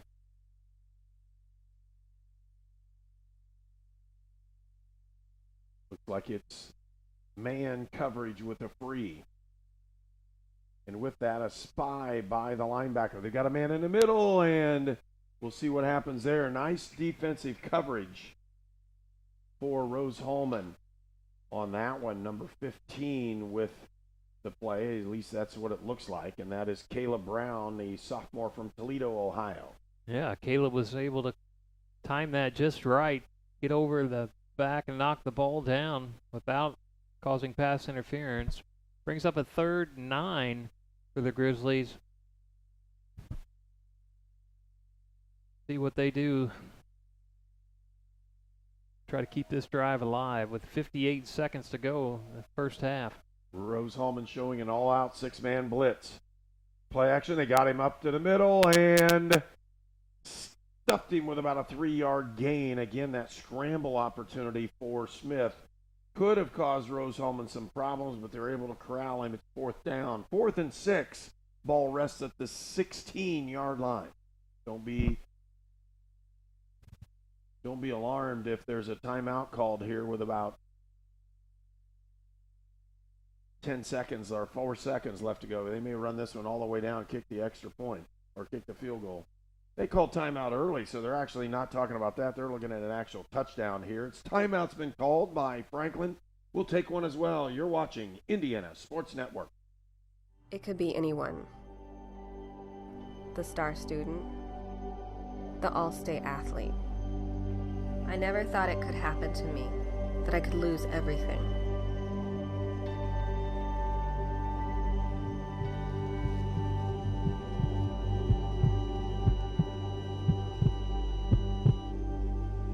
I found help, I found hope, I found recovery.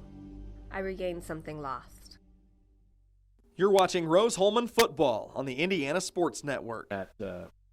Don't be alarmed, but Franklin College appears to me that they were going to do something a little bit different with this one, but they're going to line up and try to kick this field goal and cut this thing down to a 4-point lead.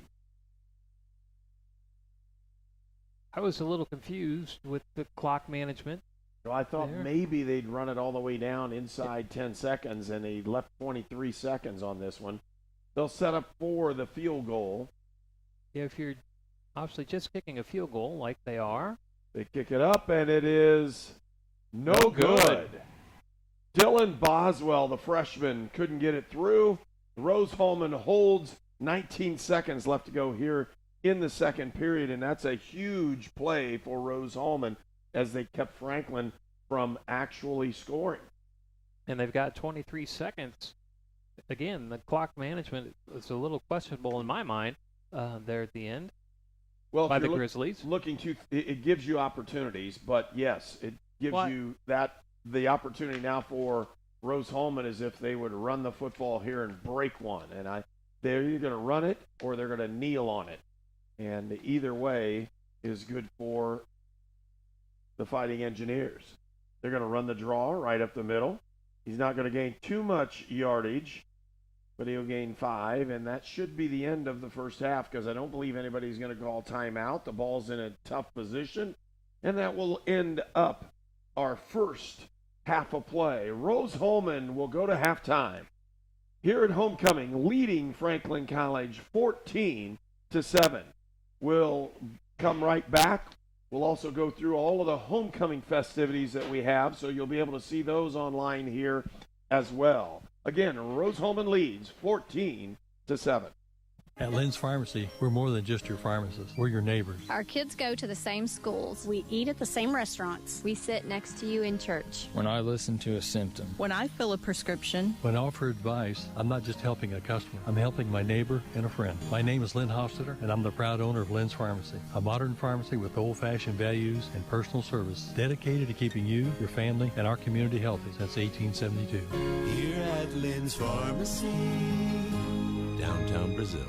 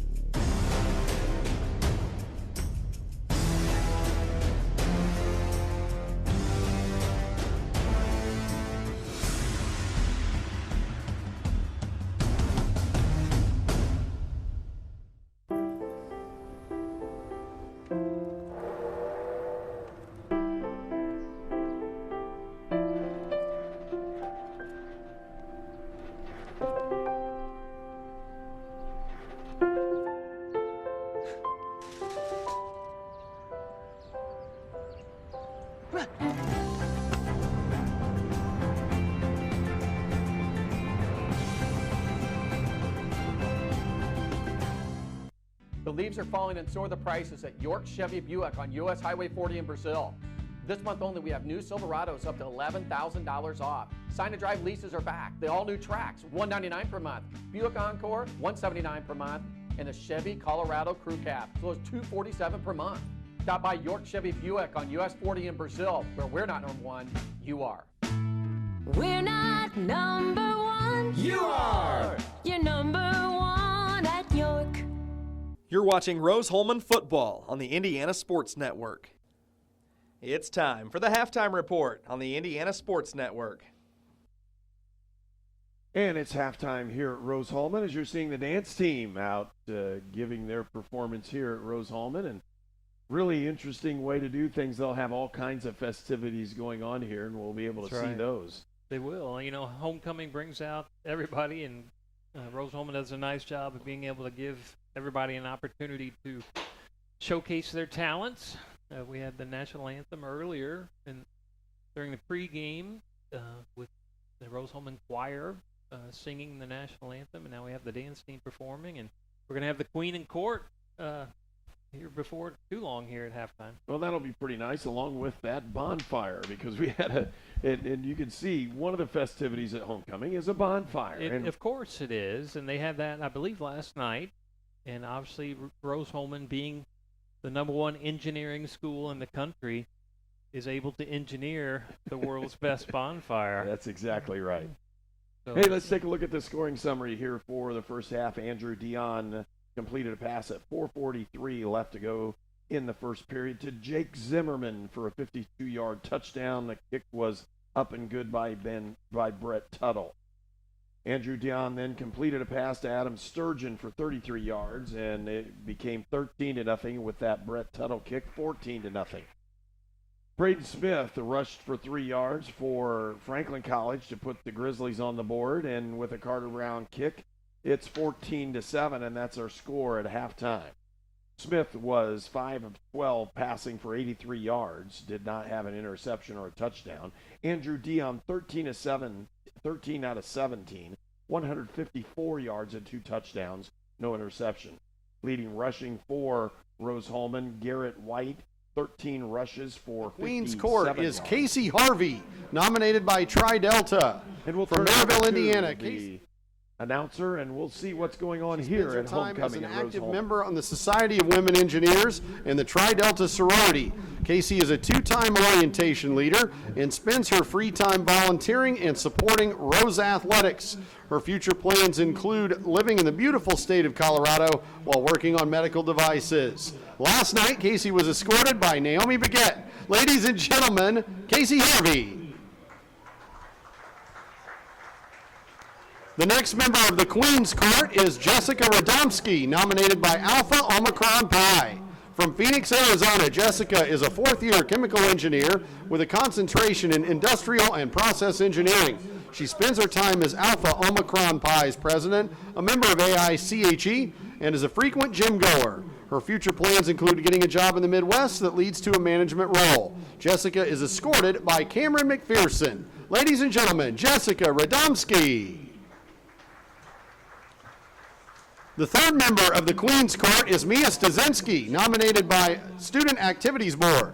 From Normal, Illinois, Mia is a 4th-year mechanical engineer. She spends her time working with the herd, is director of SAB, is a member of the Rho Gamma Honor Fraternity, and is the former president of Student Athlete Advisory Committee. Mia is escorted by Nick Prather.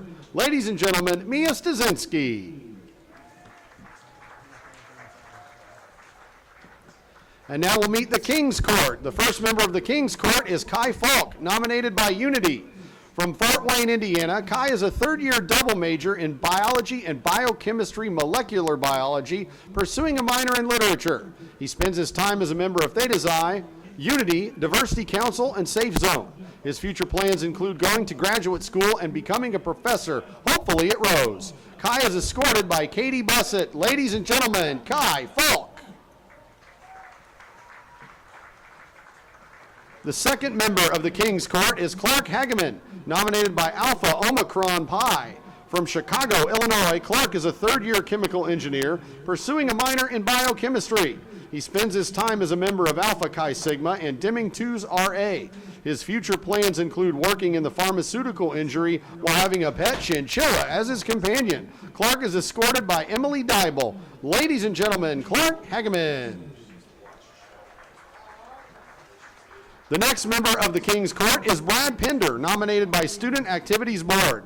From Northville, Michigan, Brad is a 4th-year triple major in computer science, software engineering, and mathematics. He spends his time as a member of the Delta Sigma Phi fraternity, SAB, RHA, and is Apartment East's RA. His future plans include getting a job. Brad is escorted by Morgan McDonald. Ladies and gentlemen, Brad Pender. And now let's meet the 2019 Homecoming Queen and King. The 2019 Homecoming Queen is Maddie Jager, nominated by Chi Omega. From Terre Haute, Indiana, Maddie is a 4th-year optical engineer. She spends her time as Chi Omega's recruitment chair, as a member of SPE and Lakeside 2's RA. Her future plans include getting a job in optical engineering. Maddie is escorted by Jake Beckman. Ladies and gentlemen, 2019 Homecoming Queen, Maddie Jager.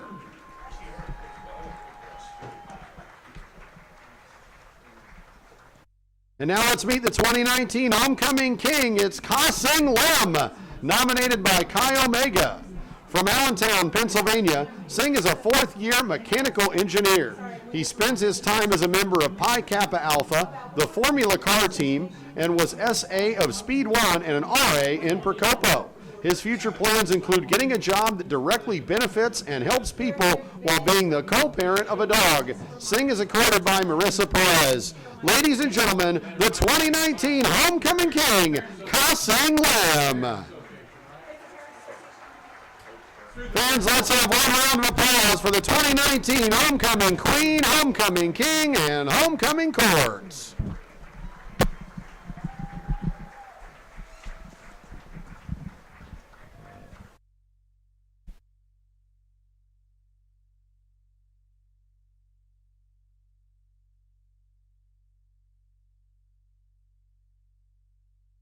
And welcome back. As you saw the homecoming festivities, King is named, Queen is named, and all the participants are having a great time today here on the campus of Rose-Hulman Institute of Technology. If you've never been to homecoming here, it is totally different than any other homecoming in college I've ever seen.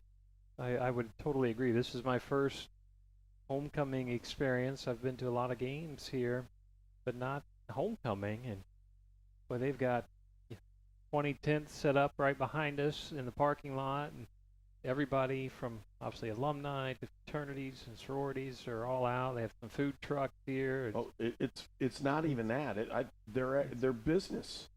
These people are recruiting people to come into their organizations, even in homecoming. Yeah, and it is awesome. It really is. If you are a student here, they're literally standing here. Come on, talk to us about the job that you're having the opportunity to get, and that's what makes this place so unique and so different. Is even homecoming has that business atmosphere where the engineers are able to look at a potential job opportunity, link up with some businesses, talk to alumni, which links them up to something else, and it's really a family fraternity of a group of engineers that take care of one another and really do the best with what they're given. And you said the key word there, family, is, and this Rose-Hulman community is just that. They're all family. I mean, this campus, albeit small, it is packed today. There are thousands of people on campus all week long. They had a job fair earlier in the week for all the students, and that was filled with hundreds of positions available, companies looking for the best and brightest, and obviously those right here at Rose-Hulman. And I was able to see and talk to Gary Ulrich down here. They're doing the trick shooting, and Gary was one of my students, believe it or not. And so he's got this idea of trick shots, of trying to do something that way, see if they can get something going on, and they're having a good time with that. But more importantly, and they're doing things for charity and trying to get people involved in the community atmosphere. They do it all over the place. This is one of the interesting places in college athletics where it's not necessarily about the team on the field as much as it is the studying and what goes on off the field here, and how they take care of one another and do the very best they can. It's 14 to nothing at the end of the first period. It's 14-7 here at halftime. Rose-Hulman with a 7-point lead over Franklin College. We thought it'd be a good football game. It is definitely a good football game. Rushing wise for Franklin College, Braden Smith 7 carries for 10 yards. Austin Grundon 5 carries, 22 yards. Jacob Earl, who went out with an ankle injury early on in this first period, 7 carries, 26 yards. And again, rushing for Rose-Hulman, Garrett White with 57 yards. Noah Thomas with 14. Team-wise, they had a sack for a -5. So statistically, very close, both of these teams. We're looking at a great potential for a great second half. We're going to pause, take a break. We'll come right back and talk more football. You're watching Rose-Hulman football on Indiana Sports Network.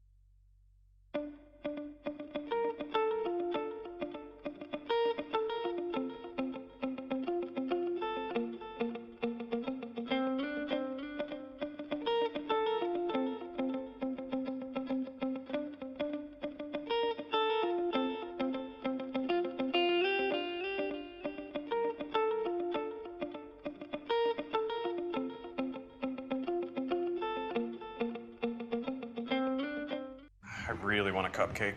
But not the calories. Little sweet sliding down the banister. Someone crying because they can't have a cupcake? I didn't cry. On the inside, you did. Little Sweet can hear that. You can? Don't worry. Little Sweet brought you some sweet zero-calorie treats called Diet Dr. Peppers.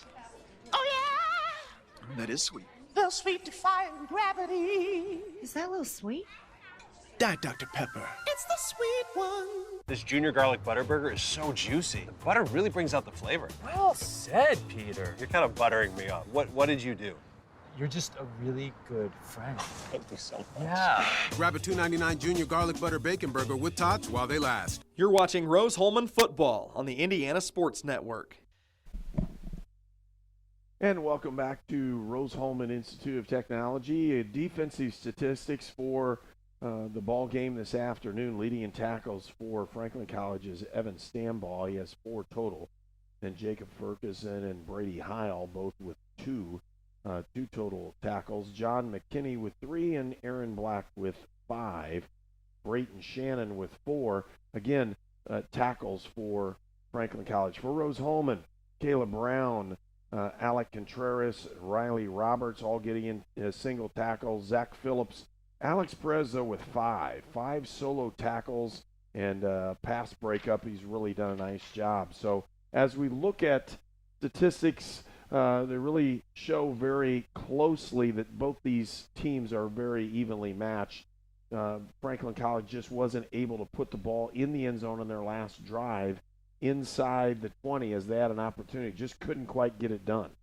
No, they couldn't. And you're right. When you look at the stats, it is an evenly matched game, just like we thought it was going to be. But one of the stats that stick out to me is the fact that it's penalties. And Rose-Hulman had 3 penalties for minus 30 yards.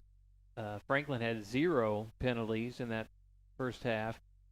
But with Rose-Hulman, obviously 2 of those penalties were major penalties. One took a touchdown away, and one allowed a drive for Franklin to continue.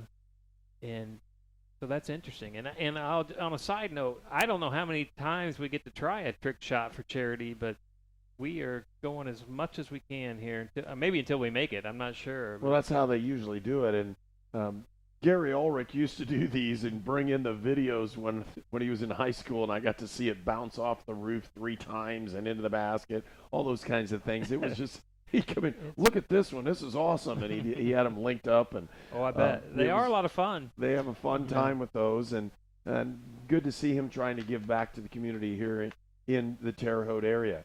As both teams are getting prepared to come onto the field, we'll take another break and get you prepared for the start of this second half. Again, Rose-Hulman leads Franklin College. It's 14-7 at halftime, and you're watching Homecoming from Rose-Hulman. It's time for the halftime report on the Indiana Sports Network.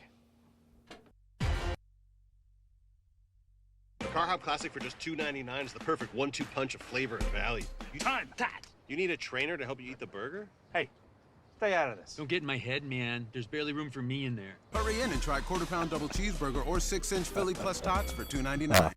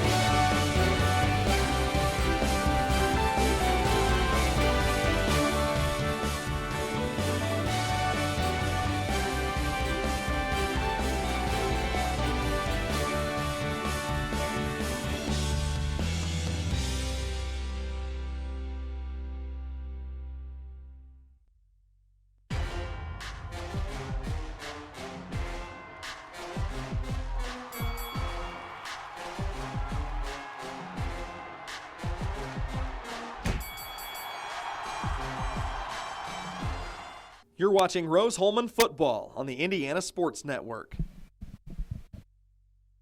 Well, both teams are back out onto the field, getting ready and stretching and trying to get warmed up and get ready for this one. Beautiful day, 70 degrees is what the high is expected. I think it'll hit about 73 or 4, as it's a gorgeous day. Not very many clouds in the sky, and the ones that are just kind of block it just enough to make things just picture perfect here from Terre Haute, Indiana. The sun is always shining here at the campus of Rose-Hulman. And it definitely is today. Yeah, until it hits a snowstorm in about February of the year. Hey, we're having a great time here. Again, perfect day for football. Crowds on hand. It was tough to find a spot to park. You could come here 3 hours before, and there were not parking spaces on campus. Again, with all the tents and festivities going on behind us, it's the parking lot is full of people and tents, and it's a bustling campus that you don't usually see, but it is great to see on a picture-perfect day here at Rose-Hulman. And as we get prepared for this one, the officials are out on the field, and we're underneath that 1 minute mark, so we'll have the teams out and get ready for this one. Rose-Hulman had the football to start this ball game, and they'll get ready to kick it off to start the second half. We want to thank our sponsors for today's game, the Hamilton Center, Lynn's Pharmacy, the Refreshment Services and Pepsi, Riddell National Bank, Sonic Drive-In, the Terre Haute Convention and Visitors Bureau, Union Center of Sports Medicine, York Automotive, and of course York Automotive is the transportation specialist we use here at Indiana Sports Network, with locations in Brazil, Greencastle, and Crawfordsville. Our camera operators for today's game are Kanan Harper, Carl Ennis, and Amy Metcalf, and we're directed and produced by Tony Harper. And if you need to advertise or would like to do so here in Rose-Hulman football, you can get a hold of Indiana Sports Network, a division of Wabash Valley Sports, LLC. All right, we're getting ready to start this second half, and Zimmerman, Jake, is going to line it up. He was at one hash, now we'll go to the other one. I don't know if that makes a huge difference to you or not, but it must have to him. It must to him. Again, Jake he scored the first touchdown of the game and kicked the ball into the end zone. He was so excited. Let's see what he can do here to start the second half. And we're ready. Jake Zimmerman pounds this one. It's short. Going to go to about the 17-yard line. One of the upbacks is going to take it up over the 30-yard line, and he's got a corner, and he can run. Down the sideline, 50, down to the 45-yard line. He runs out of bounds. It'll be 1st and 10, Franklin College. Well, he found a hole and broke through the middle and took it up down the left sideline. A great starting field position for the Grizzlies here to start the second half. So Franklin College will break the huddle, and again, Smith becomes the quarterback. And we'll check the running back for you in just a second. 1st and 10, 2 receivers at the top, 2 to the bottom in that run and shoot set that Franklin College is so famous for. Trips to the top of the screen. They'll run it off. The ball's on the ground and picked up and just barely done so as they'll maintain possession. And again, running back for Franklin College here to start the second half is Austin Grundon, the senior. 51, Corey Vincent, senior for the Engineers, was right there. Poor handoff, and Grizzlies were lucky to get that ball back. Loss of 3, 2nd and 13.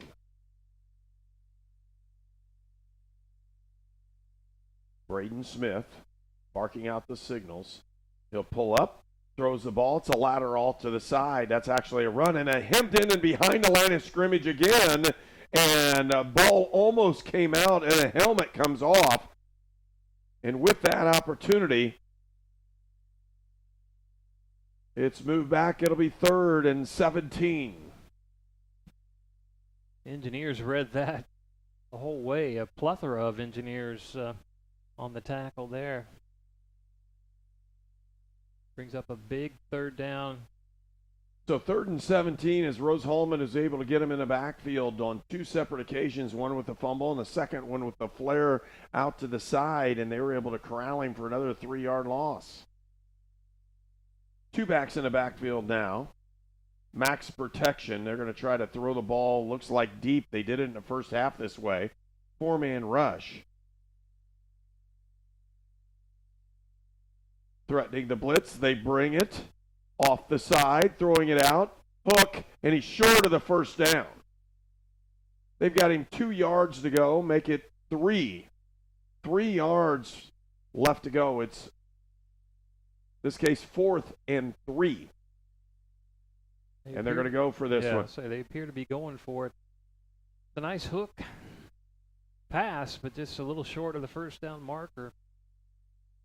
Time for the Engineer defense to step up here early in the third quarter, make a statement. Rose-Hulman's done it once before. We'll see if they can do it again. Tight end, I formation. Grundage is deep. Smith takes the ball, hands to Grundage, and he gets it. He runs over him and picks up the first down and a lot more, but the ball's loose. Fumble. We'll see if it's called. It is Rose-Hulman football off the fumble recovery. Picked up by number 43 for Rose-Hulman.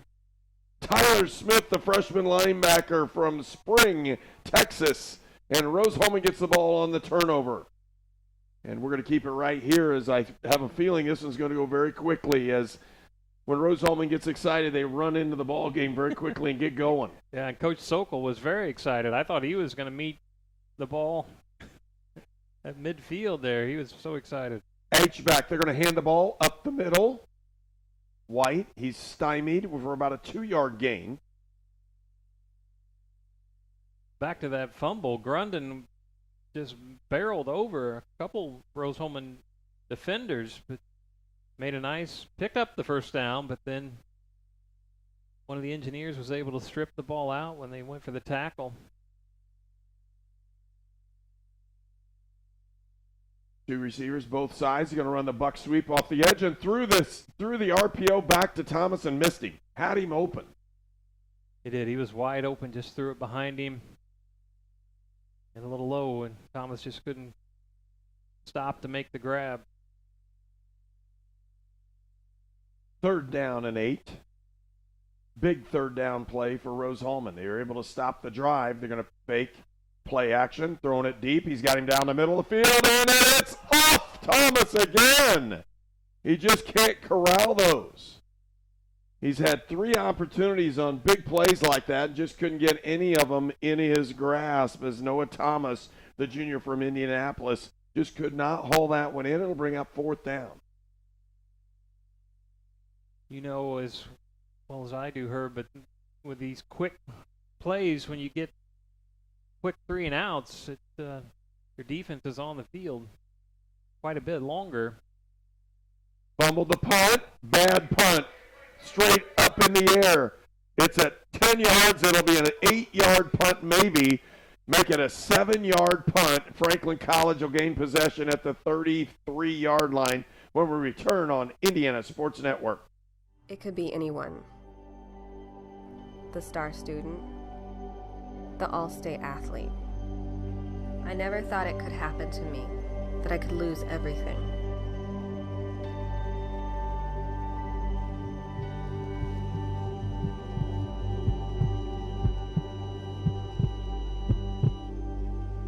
I found help, I found hope, I found recovery. Something lost. You're watching. Smith hands the ball off to the side and wrapped up in the backfield. A really nice play there by Rose-Hulman's number 59. Yeah, 26, Peyton Healy for the Grizzlies, a senior running back from Milan, Indiana. First time we've called his name today, but he got caught up in the backfield for loss of 3. Played for Ryan Langferman at Milan. Smith takes his snap, set back, got a man down the middle of the field, and he throws it the wrong side of him. Had him open down the middle, and he threw it back over his head. He would have thrown down to the middle. I think he would have had a good chance at a touchdown, but threw it to his back shoulder. receiver just wasn't able to turn his body around to make that catch. So again, brings up a long and a quick third down for the Grizzlies. 3 receivers now, bottom of your screen. Wide receiver at the top, and Rose-Hulman playing cover 2, showing a blitz. Will he bring the all-out blitz? They do. In the inside, they got a screen, and he drops the football. And I'm telling you, the Franklin College guys right next to us, and I joke with some of the coaches when they come in, and yeah, don't pound it too hard, but they're pounding the wall, folks. They're pretty upset. They didn't like that one at all. 4th down now and 13. And they're going to go for it one more time. Trying to dial up something here that the Grizzlies could possibly do to score. Again, chance for the Engineer defense to step up one more time. 2 receivers at the top, 2 to the bottom of your screen. Looking inside. Smith, deep drop. He's got a man down the sideline. But he's out of bounds. And even though he catches that, it will not matter. He was out of bounds. They were going to say he did not get forced. We're going to see what's going on here. He ran out of bounds. Yeah, the official threw his cap down, which is. We're going to see what's going on, and we'll see if he got forced out of bounds or not. We'll see. So we'll see. The officials are making a discovery on what they're doing. And they're going to call it a touchdown. So they're saying he got forced out of bounds, went back in and made the play, and because he was forced out of bounds, he's able to make the play. And with this extra point, it could tie the ball game. It's 14-13, huge extra point. Reminder that Franklin College missed the field goal earlier in this one. Carter Brown, now the sophomore kicker from Newcastle, is the kicker on this extra point. Going up, and it's good. We have a tie score, 14-all here at homecoming in Rose-Hulman football field here in Terre Haute. And we'll return for more on Indiana Sports Network. At Lynn's Pharmacy, we're more than just your pharmacist. We're your neighbors. Our kids go to the same schools. We eat at the same restaurants. We sit next to you in church. When I listen to a symptom. When I fill a prescription. When I offer advice, I'm not just helping a customer. I'm helping my neighbor and a friend. My name is Lynn Hofstadter, and I'm the proud owner of Lynn's Pharmacy, a modern pharmacy with old-fashioned values and personal service dedicated to keeping you, your family, and our community healthy since 1872. Here at Lynn's Pharmacy, downtown Brazil. You're watching Rose-Hulman football on the Indiana Sports Network. And now Rose-Hulman is going to have to step up and see if they can move the football. They scored 2 touchdowns in the first period, but have been silenced ever since. And we said earlier, Troy, as you're looking at this one, that it's been penalties that have really hurt the Fighting Engineers in several of the drives. It sure has. And unfortunately, the Engineers weren't able to take advantage of the fumble that the Grizzlies had, but then Franklin was able to take advantage of a poor punt and great field position there, go for it and get the touchdown on 4th down. With the return up over the 35 to the 40-yard line, a huge return for Rose-Hulman, and a nice job on that return yardage. It looks to be Eric Morris. We have one Engineer kind of limping off field. And it appears to be number 3 and in leg injury as potential Jacob Quizabarth, a junior from Monon, Indiana. And we'll see what's going on. Rose-Hulman with the football. 3 receivers top of your screen, including the tight end. They're going to give it up over the side, and a nice run off that right side. That play worked well for him in the first half. It's going to be important for Rose-Hulman to come back here after getting kind of punched in the mouth a little bit.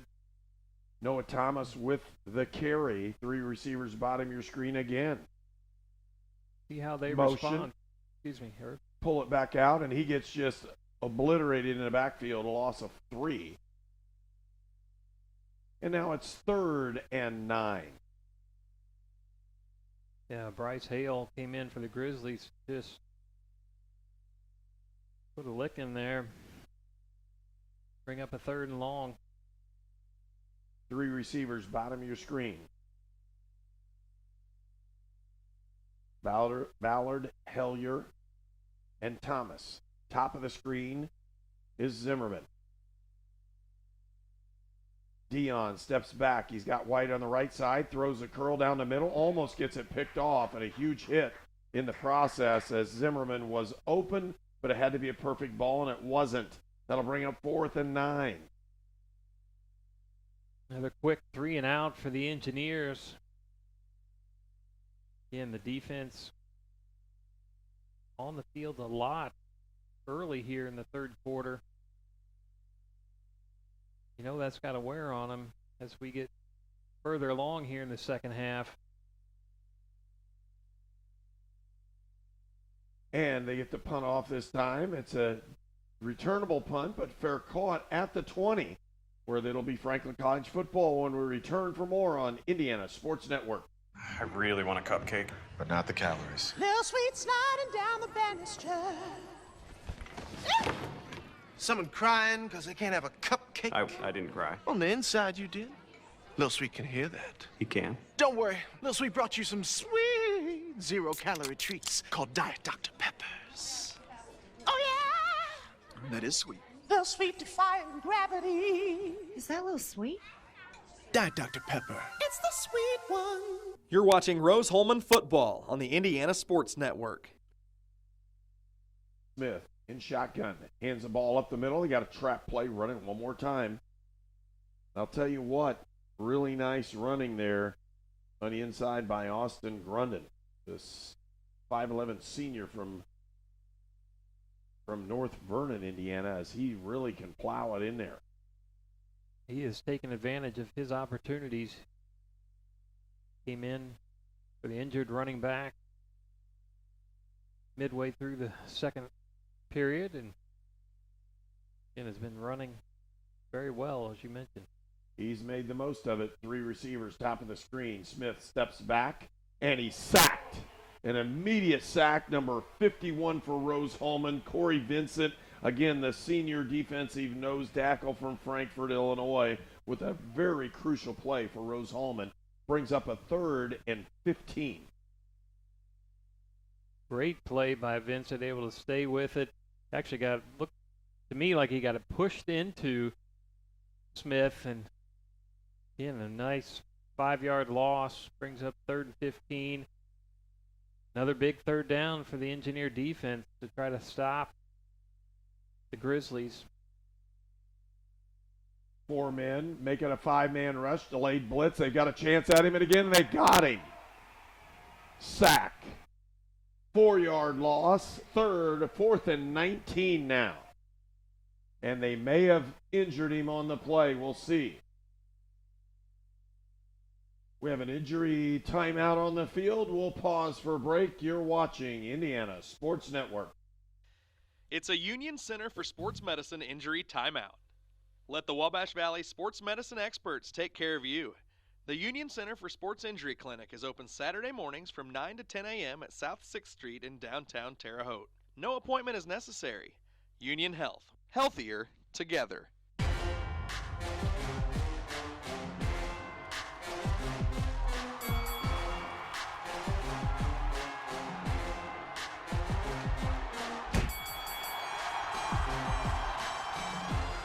You're watching. And Braden Smith ends up walking off the field on his own power. A tough guy, as he got hit pretty good on that one. He did. He had 3 or 4 Engineers right there to get the sack, and he's banged up a little bit. We'll see if he comes back in the next time the Grizzlies get the ball. Their backup quarterback's throwing on the track at the moment. 4th and 19, huge opportunity for Rose-Hulman, as they should get the ball in good field position if they can field this punt.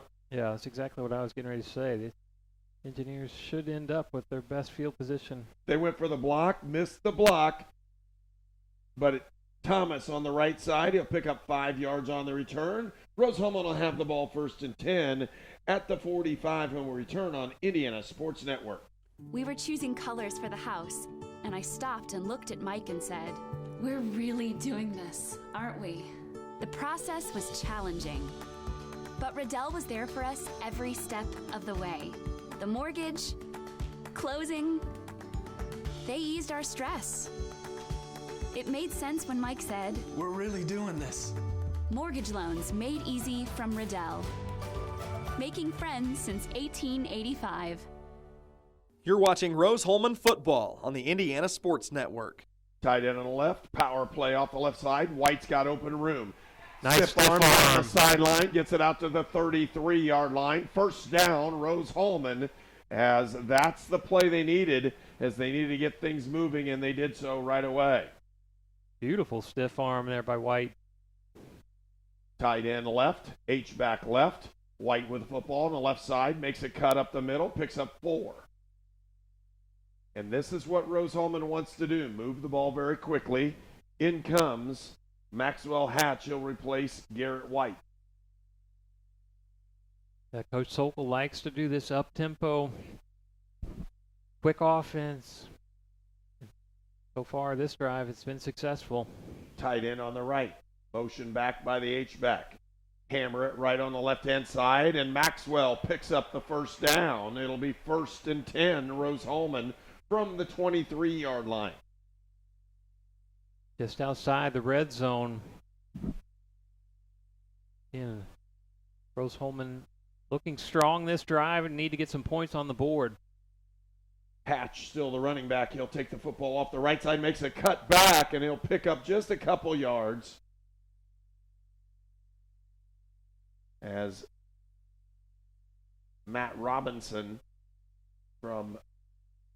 as Brady Hale, the defensive lineman, will have to come out of the game. He lost his helmet for Franklin College. Clock starts again. Hatch is still the running back.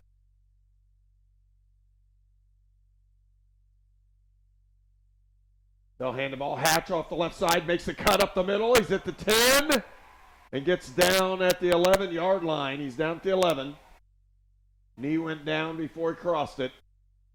It'll be 1st and 10 from the 11-yard line. They have a chance to make a 1st down if they can get it inside the 1.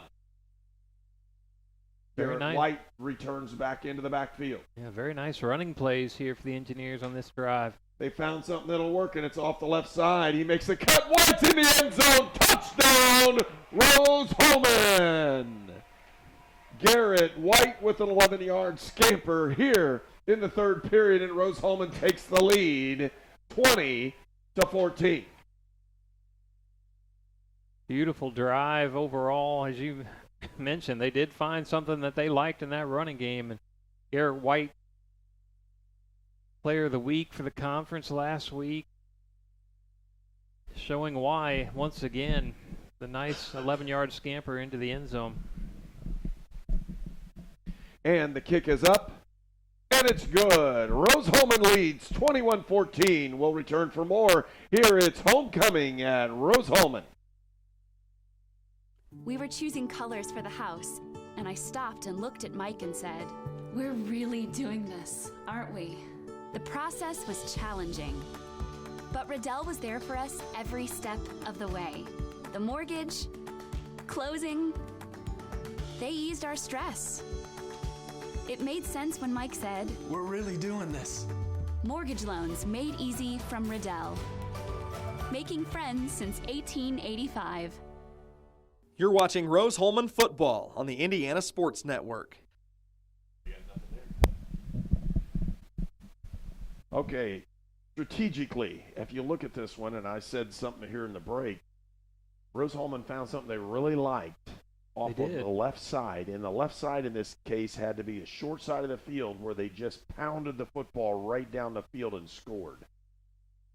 Really good set of running plays by the offensive line, especially the left side for Rose-Hulman, and that would be Jonathan Bartlett and Jacob Huff in the center. Adam Kenyon did a great job in just pounding the football along with Caden Hellier and Bryce Dobbs. Kickoff goes down and out of bounds. That's a tough one because they had a potential to pin Franklin College inside the 25. Instead, that football is going to come all the way out to the 35, where it'll be 1st and 10 for Franklin College. Now, Franklin will have their opportunity to answer in this one. They will. Rose-Hulman had some, again, good momentum, got the crowd back into it. And with that touchdown, and the trick shot's still happening, Herb. We're still trying for the trick shot. It might be there for a while. It might be, but just to let everyone know at home, I know you're anxious to know how that's going. 2 receivers top and bottom for Franklin with the tight end on the right. Power up the middle. They pick up just about 5 yards. As they'll say, he went down at the 40. 2nd and 5. They bring in a scat back and pull the tight end out. So for Franklin College, number 23 comes in. And that's Landon Gessinger from Wakarusa, Indiana, Northwood High School. Slot at the top and the slot at the bottom. Single back. They're going to hand it up the middle, and he gets tripped up with just a gain to yard.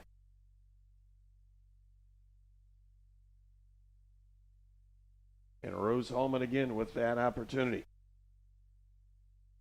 And we didn't mention, but Braden Smith, obviously back in the game, didn't miss a play offensively for the Grizzlies with that knee injury. So we're going to see what happens on this one. 3rd and 4, huge play. And we look like we have somebody offsides right now if they snap the ball. And they do. They didn't call him offsides. Pass down the middle, picks up the 1st down, a gain of 12 yards. You know, Herb, last night I worked a high school game, and there was like 21 penalties thrown. But this crew here today is not not throwing the flags at all. It's not all bad. No, I'm not complaining. Man coverage off the edge. Here comes the play up the middle. Quarterback takes it. He just slides down because he's like, I don't want to get hit on this one. Brings up a 2nd and 8. So 2nd and 8. Again, running back now in the backfield is number 26. That's Peyton Healy. He's a senior from Milan, Indiana.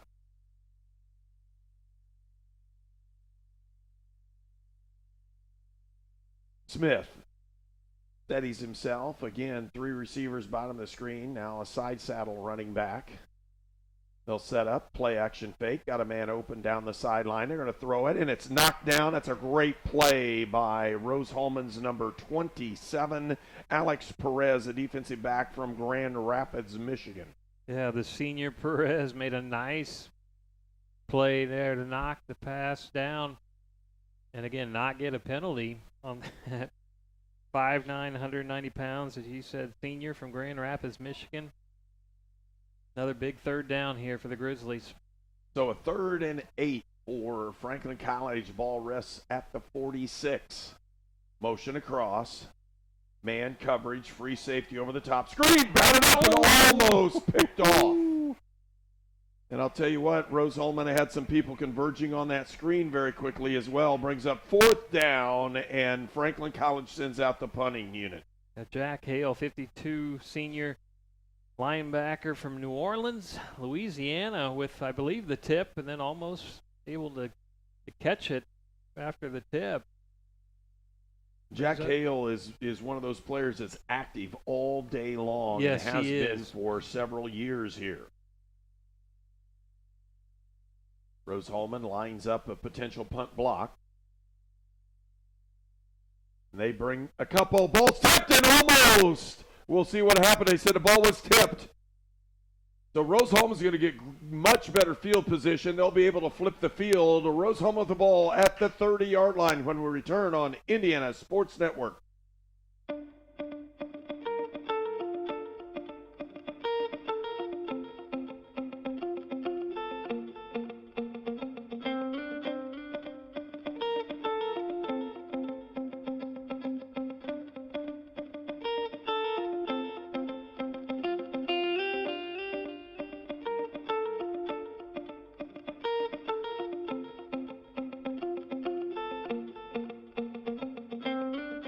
You're watching Rose-Hulman football on the Indiana Sports Network. And there's a penalty flag on this one. We'll see what's going on as they're asking for someone to come out. The Rose-Hulman defense is as if they're going to say running into the kicker.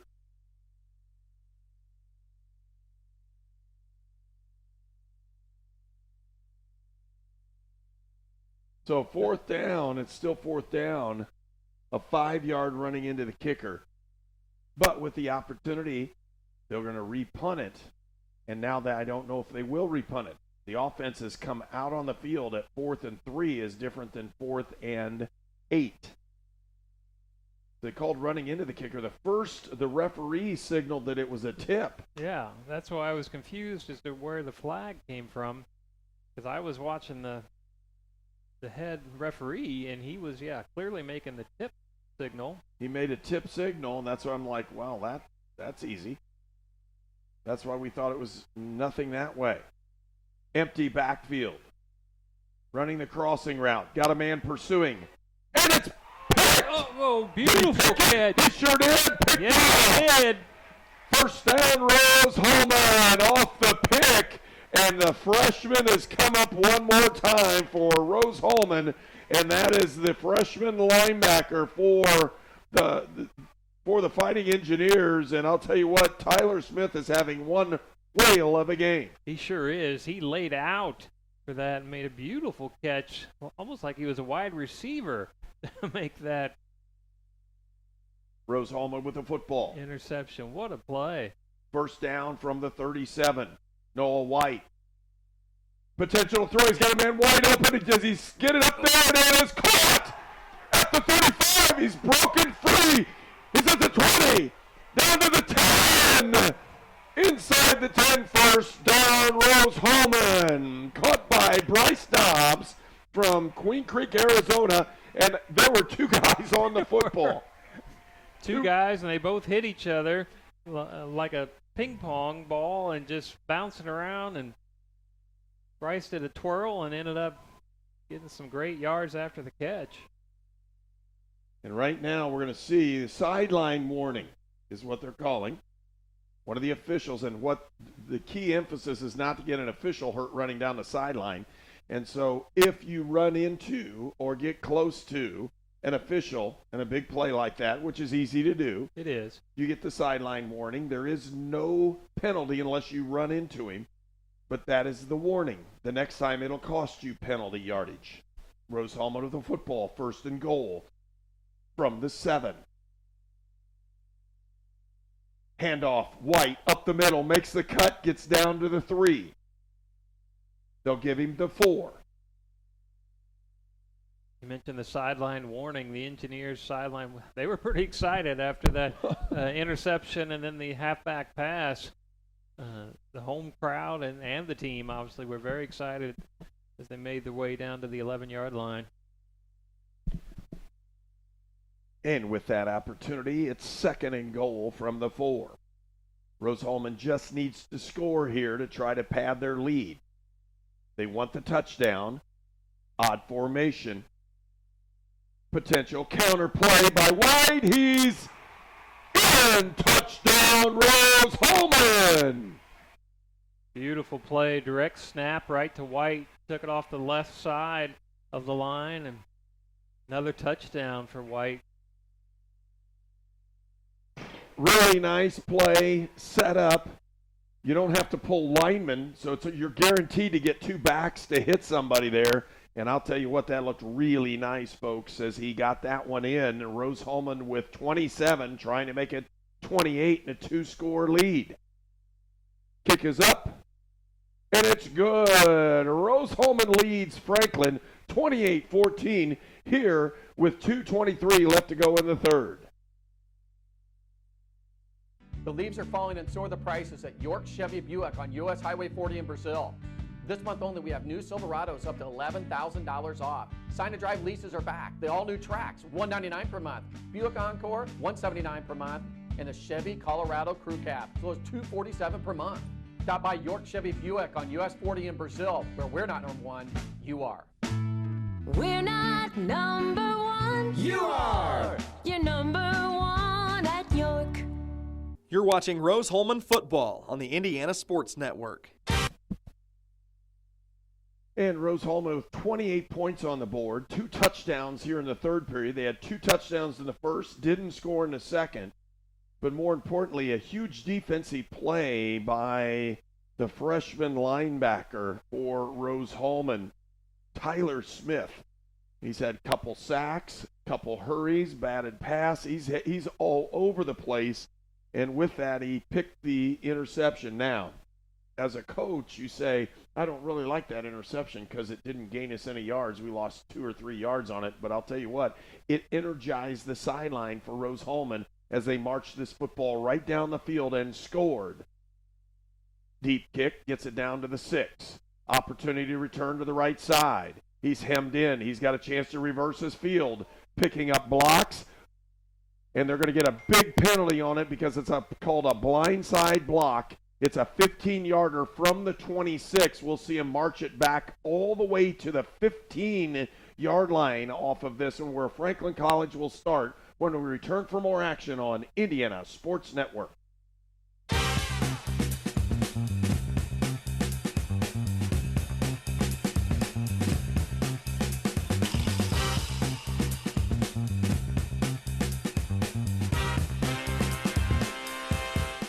You're watching Rose-Hulman football on the Indiana Sports Network. It'll be half the distance. Instead of 15, it'll be half the distance, but it is a blindside block. And you'll see him march this thing all the way back. And for Rose-Hulman, that's a huge penalty as they corral the kicker way down inside. They'll put the ball at the 13. And it was an obvious blindside block right in front of the referee. I was watching it, and I was. Now, years ago, up to 3 years ago, you're able to hit them square in the chest. But in this one, you're not. You have to hit them with your hands. Has to be an open hand first. Can't hit them with your shoulders. You can't do it at the chin, and that's what happened. Power play off the right side. He bounces to the outside, and there he goes. Great run and a huge open field tackle. Calvin Kling, 14, senior defensive back from San Clemente, California, with a nice open field tackle there. That saved the opportunity for the first down. It's 2nd and 2. Yeah, it could have been a big gain there for the Grizzlies if he didn't make that open field tackles. And for the Grizzlies, running back again, Austin Grunden, with a nice carry, but he wasn't able to get by the open man and try to get it down the field. They're going to power at the left side. They play action. He's trying to go deep. He's got a man down the middle, and it's tipped up and hits the ground. That looked like a pinball. I don't know. Did you used to play pinball? Oh, yeah, I did. Oh, yeah. I'm not. That one looked that way because it hit 4 people. It sure did. It was bouncing all over the place. One of the Franklin linemen lost his helmet, but kept on blocking. That was interesting to see. 3rd and 2. Big third down play, especially you're getting down to that last minute of the third period. 3rd and 2. Last couple times they've run short hitch or cross routes. We'll see what Franklin does here. Hitch. Got an out on the backside, and they complete it for the first down. Pick up of 5. Yeah, nice catch by Joey Siderwich, senior from Greenwood, Indiana, for the Grizzlies. Joey Siderwitz. That's a big football name in Indiana. Yes, it is. Not Joey, but definitely the Siderwitz. 3 receivers, bottom of your screen. Pistoled tailback. They're going to hand the ball inside with a power play. He makes a good yardage up the middle, picks up 6. It'll be 2nd and 4. Rose-Hulman continues to make good substitutions defensively. They're fresh up front. It's allowed them to have several sacks and key situations here in this ball game. We're approaching the end of the third period. 2nd and 4.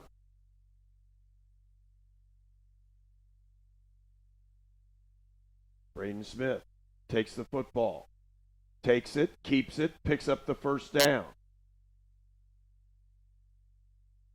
And with that first down, as the clock continues to run, we're going to approach the end of the third period unless somebody decides to run up quickly. And with that, Rose-Hulman leads Franklin College 28-14 as we head to the fourth period here from Rose-Hulman. Terre Haute, a great place to stay and play. Restaurants, hotels, motels, and campgrounds, there's something for everyone. Terre Haute is the home away from home for students of Rose-Hulman Institute of Technology, St. Mary of the Woods College, and Indiana State University, where there are always great educational activities and sporting events. Enjoy the Children's Museum. Terre Haute hosts Blues at the Crossroads Downtown Music Fest, Rib Fest, and the Banks of the Wabash Festival.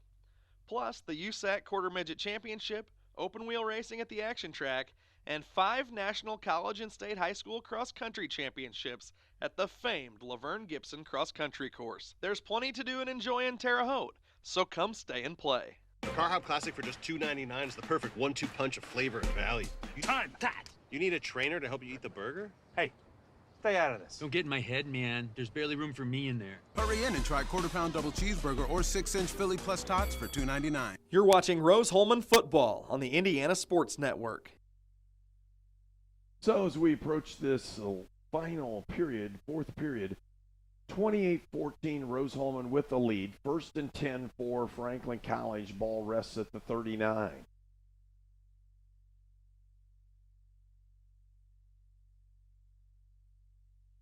Tight end, bottom of the screen. Single coverage. Man in motion, creates trips, play action pass. They're trying to go deep. They've got a wheel down the sideline. It could be picked, and it's caught right over the top, and he gets down all the way to the 15-yard line.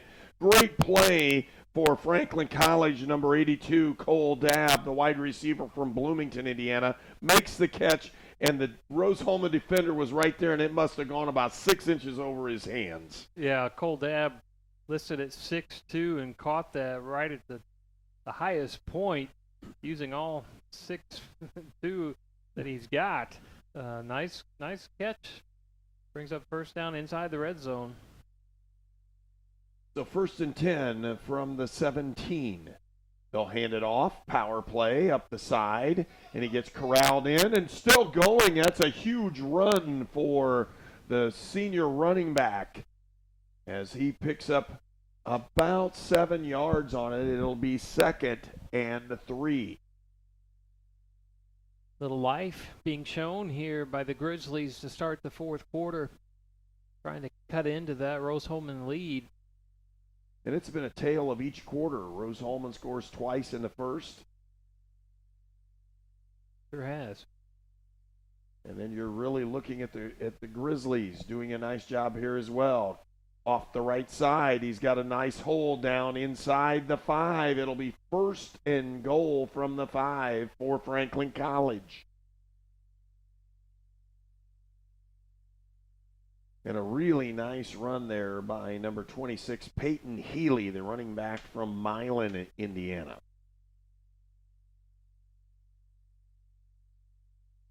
They've used 3 running backs, and all of them really look interchangeable. On the inside, here's Healy again, going to the right side. He's corralled, and they're going to have a hold call on the inside, as that's where he threw that one. Very easy to call on it, simply because he ran over the top of the blocker. And with that hold, it'll march him back another 10 yards from the spot.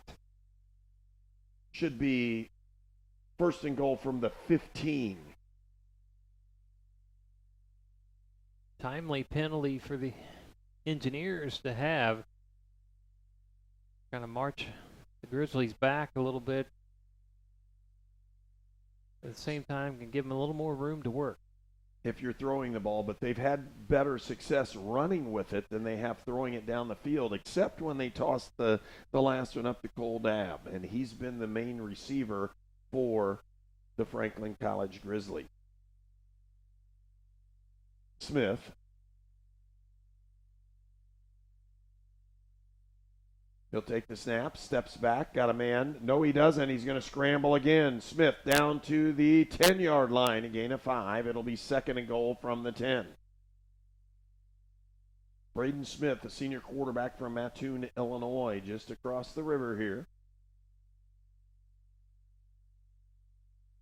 Nice defense by the Engineers. There was nobody open for Smith to try to throw. Again, he's not afraid to run. We've seen that a lot today. But he's really not picked up huge yardage. He's No, picked up exactly. enough yards to make it valuable to keep the chains moving. That's all he's run the ball to do. He hasn't picked up the big yards. But when you get close to the goal line, it makes it really difficult if you're playing man coverage. 3-3 stack defense for Rose-Hulman. They're going to hand the ball and going up the middle to the 3 to the 2-yard line. A really nice run on the inside, this time by number 25, and that's Austin Grundon, the senior from Newcastle. As he gets it down close, it's 3rd down. The ball rests at the 3-yard line. Franklin going with the quick snap again. 2 backs now. Gives him more of a max protection. No, they're going to try to hand it off and bottled up at the 6. And it'll cause a 4th down. So here's a big play. And I don't think Franklin will try to kick the field goal here. They've got the ball down there. They're going to get their best play from the 6 and see what they're going to do. Yeah, there's no hesitation at all from the Grizzlies as far as going for it. Obviously getting the play call. And here comes the timeout called. They'll get their best play, and we'll take a timeout as well. You're watching Rose-Hulman football on Indiana Sports Network. It could be anyone. The star student, the all-state athlete. I never thought it could happen to me, that I could lose everything.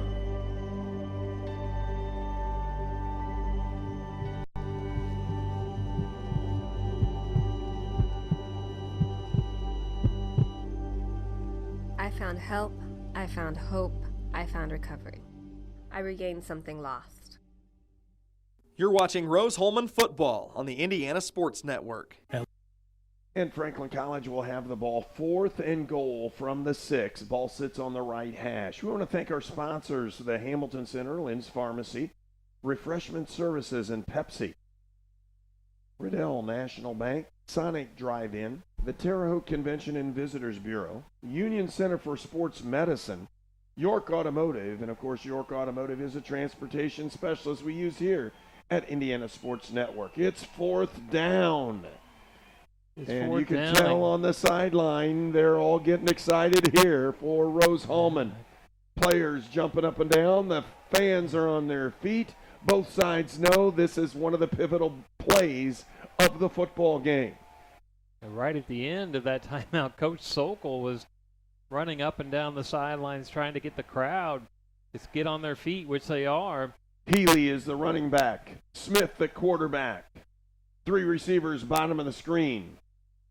Steps back to pass. Smith throws it in the corner of the end zone. He's open. Touchdown. Beautiful play by the Grizzlies. They did a kind of a crossing pattern. Landon Gessinger, the sophomore from Wakarusa, Indiana, hauls that one in and tries to cut this lead down to 7. The receivers kind of crisscrossed each other, and the defenders got a little tangled up, and he was wide open in that corner of the end zone. Muddle huddle. They shift over to do the extra point.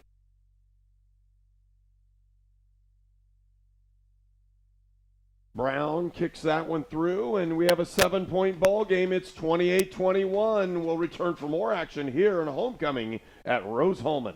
At Lynn's Pharmacy, we're more than just your pharmacist. We're your neighbors. Our kids go to the same schools. We eat at the same restaurants. We sit next to you in church. When I listen to a symptom. When I fill a prescription. When I offer advice, I'm not just helping a customer. I'm helping my neighbor and a friend. My name is Lynn Hofstetter, and I'm the proud owner of Lynn's Pharmacy, a modern pharmacy with old-fashioned values and personal service, dedicated to keeping you, your family, and our community healthy since 1872. Here at Lynn's Pharmacy, downtown Brazil. You're watching Rose-Hulman football on the Indiana Sports Network. And as we look at this one, again, Franklin College cuts this lead down to 7. We want to thank the Union Center for Sports Medicine as a proud to be the official sports medicine provider for Rose-Hulman Institute of Technology. The certified athletic trainer for the Fighting Engineers is Scott Keller, Samira Bavishi, and Jerry Palmer. From the Union Medical Group, serve as the team doctors for Union Health, caring for Rose-Hulman Athletics. And we really want to thank those people from Union Center for Sports Medicine. Here's the kickoff for Franklin College. They pooch kick this one. Ball's up and down at the 30-yard line. That means Rose-Hulman will end up with a football at the 35.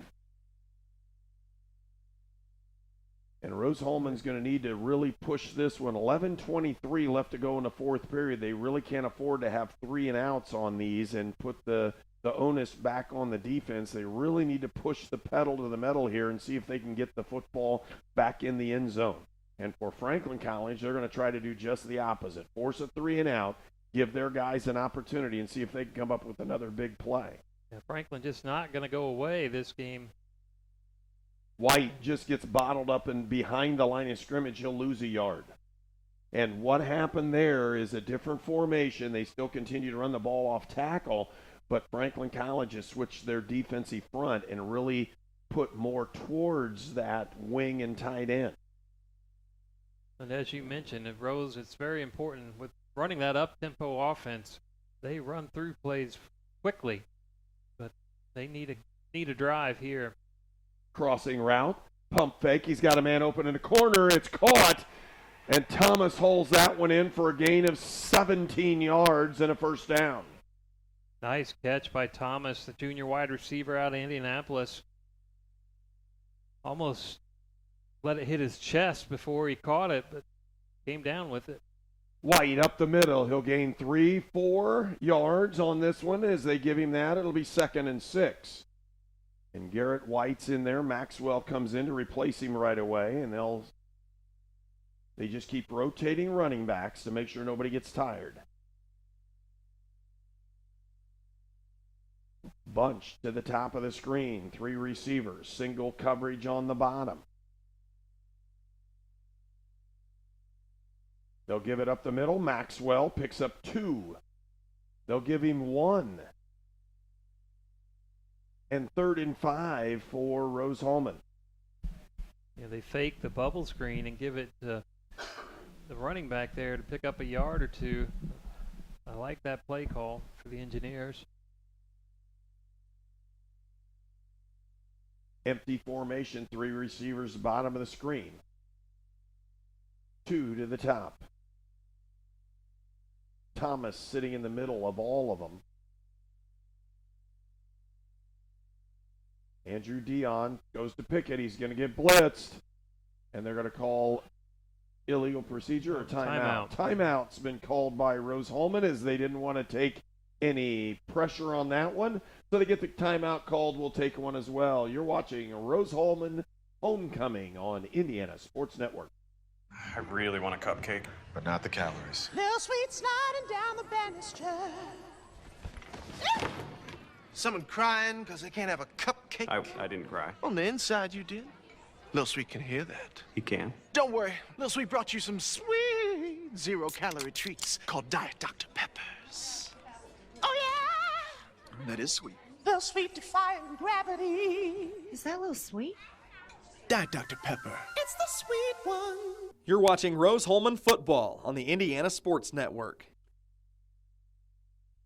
So 28-21, a huge 3rd and 5 as Rose-Hulman had dialed up an empty formation, and the heat was going to be brought by Franklin College. They called timeout before the snap, saved them an actual loss on the play, and now Rose-Hulman sets up with their stacked eye. Motion across by the H-back.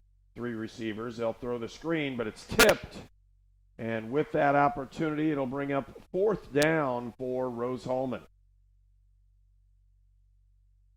Nice play. Nice tip by Brady Hale. senior from Mooresville. We've called his name a number of times tonight for the Grizzlies. So it'll bring up a punting formation, and in comes the punter for Rose-Hulman. Jonathan Stutterer from Terre Haute, Indiana. Not sure what school Jonathan went to. He punts it over to the left side and out of bounds at about the 15, and they're going to call running into the kicker. I believe so. We'll see what's going on. They're saying he was blocked in. The players are trying to tell the officials, hey, he was blocked in. What do you got? Fortunately, the players don't get to determine. If he bends down, it's not good. No flag. That's how it works. I've been around these things before. So there's no flag on the play, and it'll end up being Franklin College football here. And they'll get prepared for this one. So Franklin College trailing by 7. They need to drive the ball the length of the field. The good thing for Rose-Hulman is the punt went out of bounds at the 14-yard line. So in this one, 86 yards away from a potential tying touchdown or trying to go for that 2-pointer. 3 receivers, bottom of the screen, pistoled formation. They're going to hand the ball off. He's in the backfield and held up and swarmed under at the 9. They'll give him forward progress at the 10. Loss of 4. 2nd and 14. Nice pressure there by the Engineers. Get a tackle for loss. Push them back a little farther here. 2 receivers bottom, 2 receivers to the top of your screen. Motion out, empty formation now. Smith looking, he scrambles. Got a man open on the side, and it's out of bounds. And we're going to see if it's a hold call on the side or what we have. It's a potential holding call at the top of the screen is right about the 10-yard line. They're going to call illegal motion, illegal shift. And say that the running back, in this case, number 25, that's Austin Grunden, went forward prior to the snap, which caused an illegal motion, and you'll have a chance to either march him back half the distance to the 5. It'll be second. It would be 2nd and 19, or it'll be 3rd and 14. Illegal shift. That's declined. 4th down. 3rd down. Should be 3rd down. Yeah, and he just corrected himself. He did.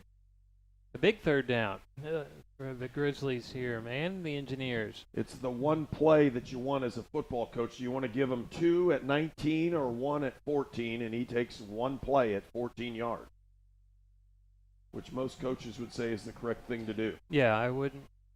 So 3rd and 14, ball rests at the 10-yard line. And Rose-Hulman with 4 rushers.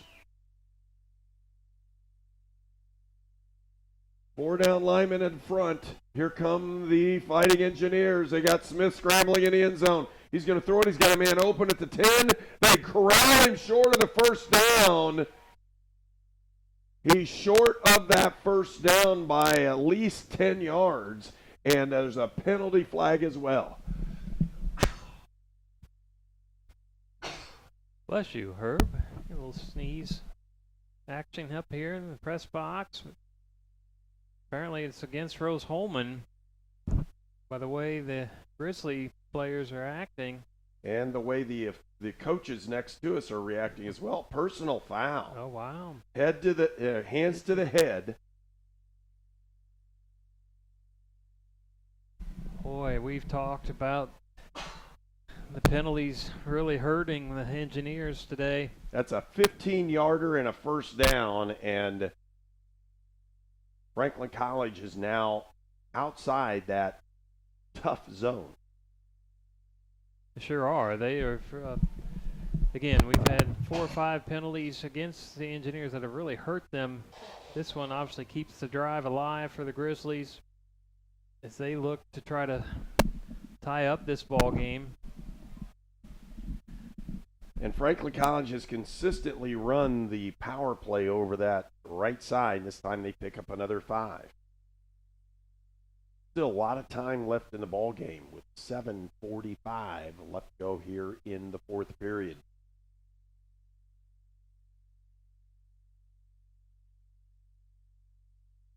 Watch Cole Dabb here on the near sideline. He's been the top receiver for the Grizzlies all afternoon. Wouldn't be surprised if they look his way at some point this drive.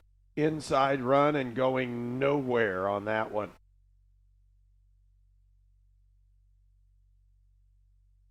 Stop by number 59 for Rose-Hulman. That's Evan Hosea, the sophomore from Newcastle. Another third down. Rose-Hulman crowd is getting back into it. 3rd and 4. Showing an all-out blitz.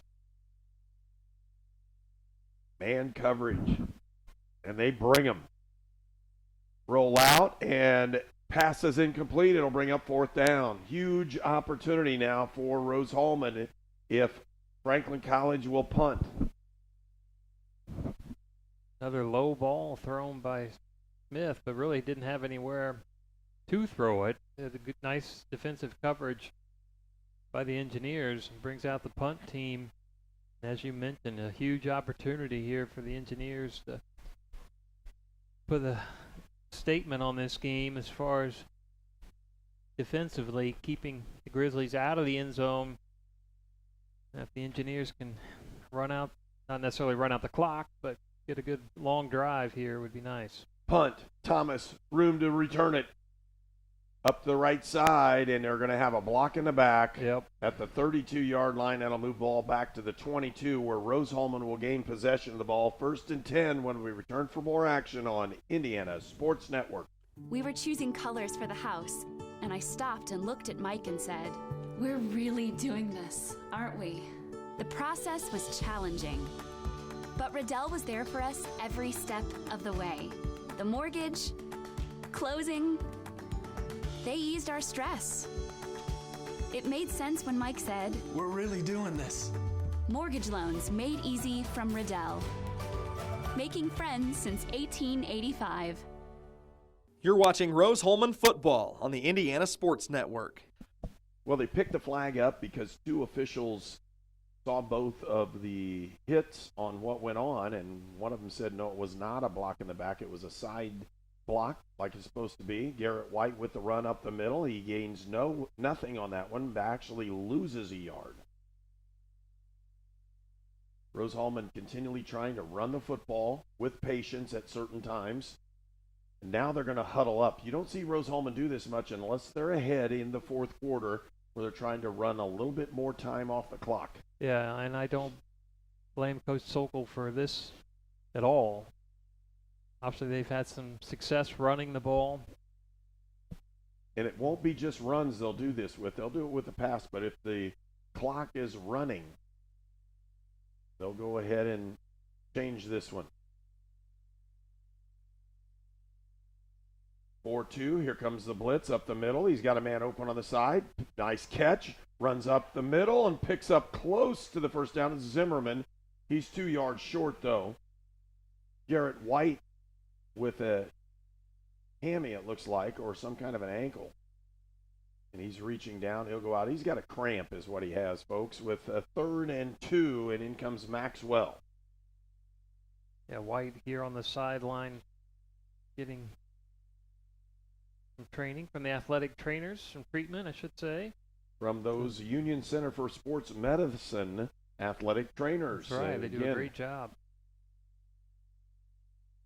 Motion across by the H-back. Everybody knows they're potentially running, and they do. Powered over the side, and he's short. He's about a half a yard short. It'll bring up 4th down. Just nowhere to go. Nice defensive stop there by the Grizzlies. But it appears as if Rose-Hulman's going to go for it.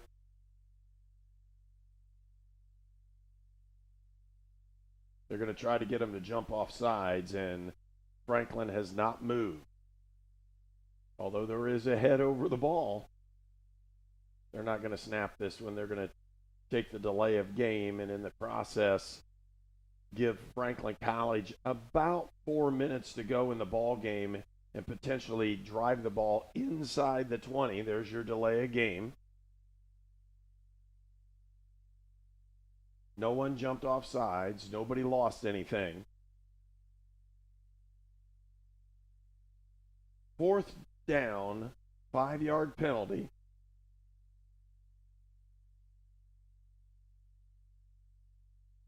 A 40-yard punt puts the ball at the 20. Jonathan Stutterer, the senior from Terre Haute, lined up to punt this one. Franklin College looks like they're rushing, and they do. Here they come. Pounds it. It's a decent punt.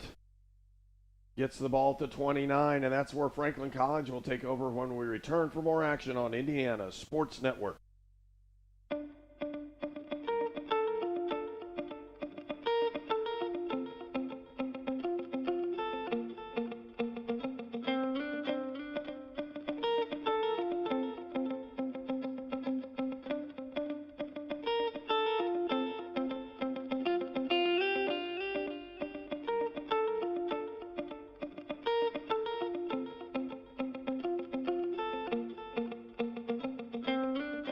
You're watching Rose-Hulman football on the Indiana Sports Network. Tight end on the left side. 3 receivers, top of the screen. Play action. They're trying to go deep, and he's sacked, brought down at the 19-yard line as Braden Smith couldn't get the throw off. Alex Perez again called his name quite a few times. Ends up with the sack. You're right. They were looking for that big play. Now they're going to have to look for another big play as they bring up a second long. With 3:25 left to go in the ball game, now you're not looking at getting the first down on one play. You're looking at 3 plays. You have to use that 4th down play in your play calling to get it done. Flair off the side. He's got a man down the middle of the field, and he overthrows everybody. Trying to draw the flag, doesn't get it done, and they'll roll back at 3rd and 19. And it always looks different because they're trying to go deep down the field on this, and with an opportunity for crossing routes and those kinds of things, it's a lot easier to get the throw off and just gain yardage and try to get first downs.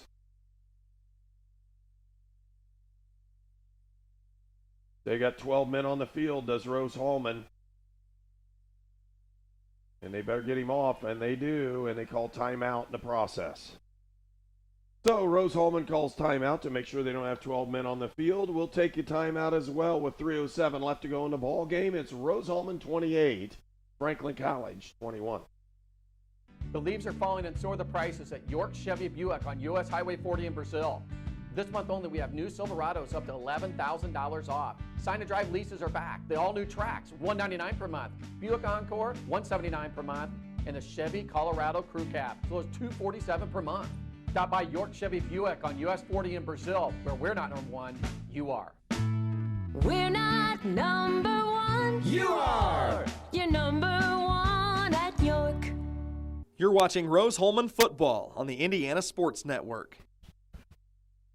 And as we prepare for this one, Franklin College has 2 timeouts left. So if they don't go for this on 4th down, they're really only able to hold out about a minute and a half or a minute of offense. And that's not really good because once you run it on, if you run it on 1st down and call timeout, 2nd down and call timeout, then 3rd down the clock runs, you're going to run off almost a minute of clock.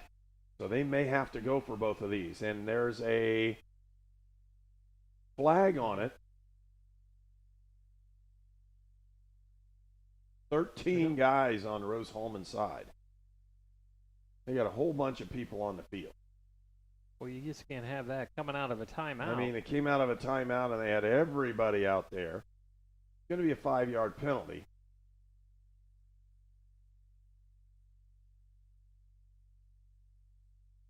Again, Now they have 11. I'm going to say this. No, I'm not. Here we go. I know what you're thinking, and Wasn't good, probably. Here we go. Rose-Hulman trying to hold Franklin College on a 3rd and 15 now. Fans are on their feet here on the home sideline. 3 receivers. They got the screen thrown to the side. And he's got an open running area, and he got the first down. That's a great play call. It was. Got Nice the play. screen. I think it was Peyton Healy again. Once they set this one, clock's going to run. There it goes. 3 minutes left to go in the ball game. Really nice screenplay dialed up on this defense. They may do it again. They didn't. Smith scrambling around. Looks, he's got a man open on the edge, and he caught it. Really nice catch. They're going to say he's out of bounds at the 41. Yeah, Jarrett Gibson, freshman wide receiver, was going deep. Was covered and then cut back in, followed the quarterback Smith, and Smith was able to catch him on the sideline. 2 big plays back to back for the Grizzlies. And it was a catch. The clock only stopped due to the movement of the chain, so the clock is running again. Smith taking a lot of time on this one. Looks to throw. He's got a man in the corner trying to throw it up. Doesn't get anywhere. It's an incomplete pass. That'll stop the clock. 2nd and 10, ball at the 39-yard line. Plenty of time for Franklin College if they handle things well. And for Rose-Hulman, they desperately need a stop. A turnover could come close to ending this ball game. We'd take a turnover if we could get one right here. Stack at the bottom. 2 receivers split on the top of the screen. Rose-Hulman showing blitz pressure with 6. They don't bring it. They sit back. There's the crossing routes. They got a man open in the middle. Catch. And close to the first down, but he's a yard short. Again, 82 with the catch, and that's Cole Dabb, the senior from Bloomington. And we'll have a timeout on the field with an injury timeout. We'll take a break. We'll come right back. You're watching Rose-Hulman football. It's a Union Center for Sports Medicine injury timeout. You don't have to be an athlete to suffer from joint pain. Union Health now offers same-day orthopedic care. Call 812-242-3005 for an appointment and let the Wabash Valley sports medicine experts take care of your knee, hip, or shoulder pain. Union Health. Healthier together. Sonic's got all my fair faves. Cheddar peppers, 99-cent corn dogs, Oreo a la mode. But there's no chicken on the Fair Faves menu, right? No. Why do you ask? No reason. You're safe. Hurry in. Fair Faves start at 99 cents and order ahead for happy hour anytime. You're watching Rose-Hulman football on the Indiana Sports Network. So left guard right now on the floor is Colton Pippinger. He's a junior, and again, having one of your linemen go out at this time is not really what you want if you're trying to throw the football. You have to bring somebody in, and they have to step up for Franklin College. Rose-Hulman, on the other hand, is going to look at it and say, hey, it's our time. 3rd and 1. Now, the choice is, do you dial it up and try to get the first down with a run? And you have 2 timeouts left, and obviously right now, Franklin College is not going to punt a ball here. And they have right at 1:59 left to go in the ball game. They're not going to hesitate to go ahead and see what they can do to score. So if you play action on 3rd and 1, it's really not a bad time to do it. Double tights. Quarterback sneak. He's got the first down, and he'll go down inside. The clock will stop till they reset the chains. Helmet came off. He's got to go out, correct? He has to go out of the ball game. Here comes the second quarterback. Second quarterback is number 6. That's Robbie Strader. He's a senior from Greenwood, and he's been the starting quarterback for Franklin College. They start the clock. 1:45 and running. Rose-Hulman has 12 guys on the field. I thought, maybe not. Nope, 4-3-4 at 11. Right. Yep. Tackled, and a nice play as they picked up number 26, Peyton Healy, off a run on the left side. Smith comes back in, straighter out. 1:15 left to go when Smith reaches a huddle area. Second down. They're going to have to take a shot in the end zone here pretty quickly. Smith settles himself. 2-by-2, looking deep, goes to throw. No, he pulls it up. He's still running, and first down, Franklin College, and they're going to have a late hit off the side. We're going to see who it is. I believe it's a penalty against Franklin. It's a late hit, but we'll see. It could be because of the way the Rose-Hulman player is down on the turf. I did not see it. He's going to come out of the ball game as the trainers have been called over to the other side. 52 seconds remaining. High drama here at Rose-Hulman on homecoming. This could be a big penalty. It is. Dead ball, personal foul called on Franklin College. It'll move the chains or move the ball all the way back 15 yards, which would set this one. And they say it's dead ball, which resets the chains at 1st and 10.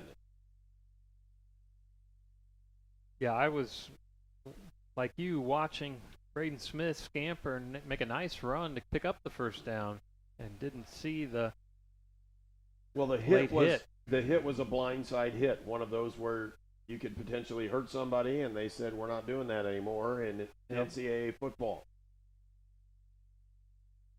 Two receivers both sides, 52 seconds left to go in this one, a 7-point Rose-Hulman lead. Smith steps up, he's going to scramble again, and here he goes, and he's being chased down. The big freshman's going at him and got him out of bounds at the 17. It'll be a first down for Franklin. 43 seconds left in this one. And when I say that, number 43 for Rose-Hulman has really done a nice job in this one, and that's Tyler Smith as he was chasing him down in full pursuit, knocked it down. Braden Smith, the Grizzlies quarterback, kind of is either really winded or he may have kind of hurt a hip there. He's up gingerly. He has been injured, so we don't know what that injury is, but we know he's been injured, and that makes a big difference. They send him up. Here comes the top over the edge.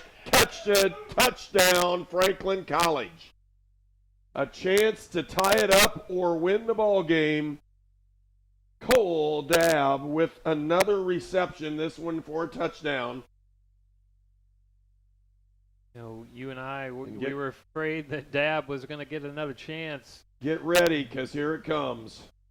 It is a 2-point conversion. This has happened on several of these Franklin College, Rose-Hulman right? games. Yeah, comes down to the last play. 38 seconds, 39. Timeout's been called. We'll take a very short one. We'll be right back. It is Rose-Hulman football on Indiana Sports Network. It could be anyone. The star student, the all-state athlete. I never thought it could happen to me, that I could lose everything.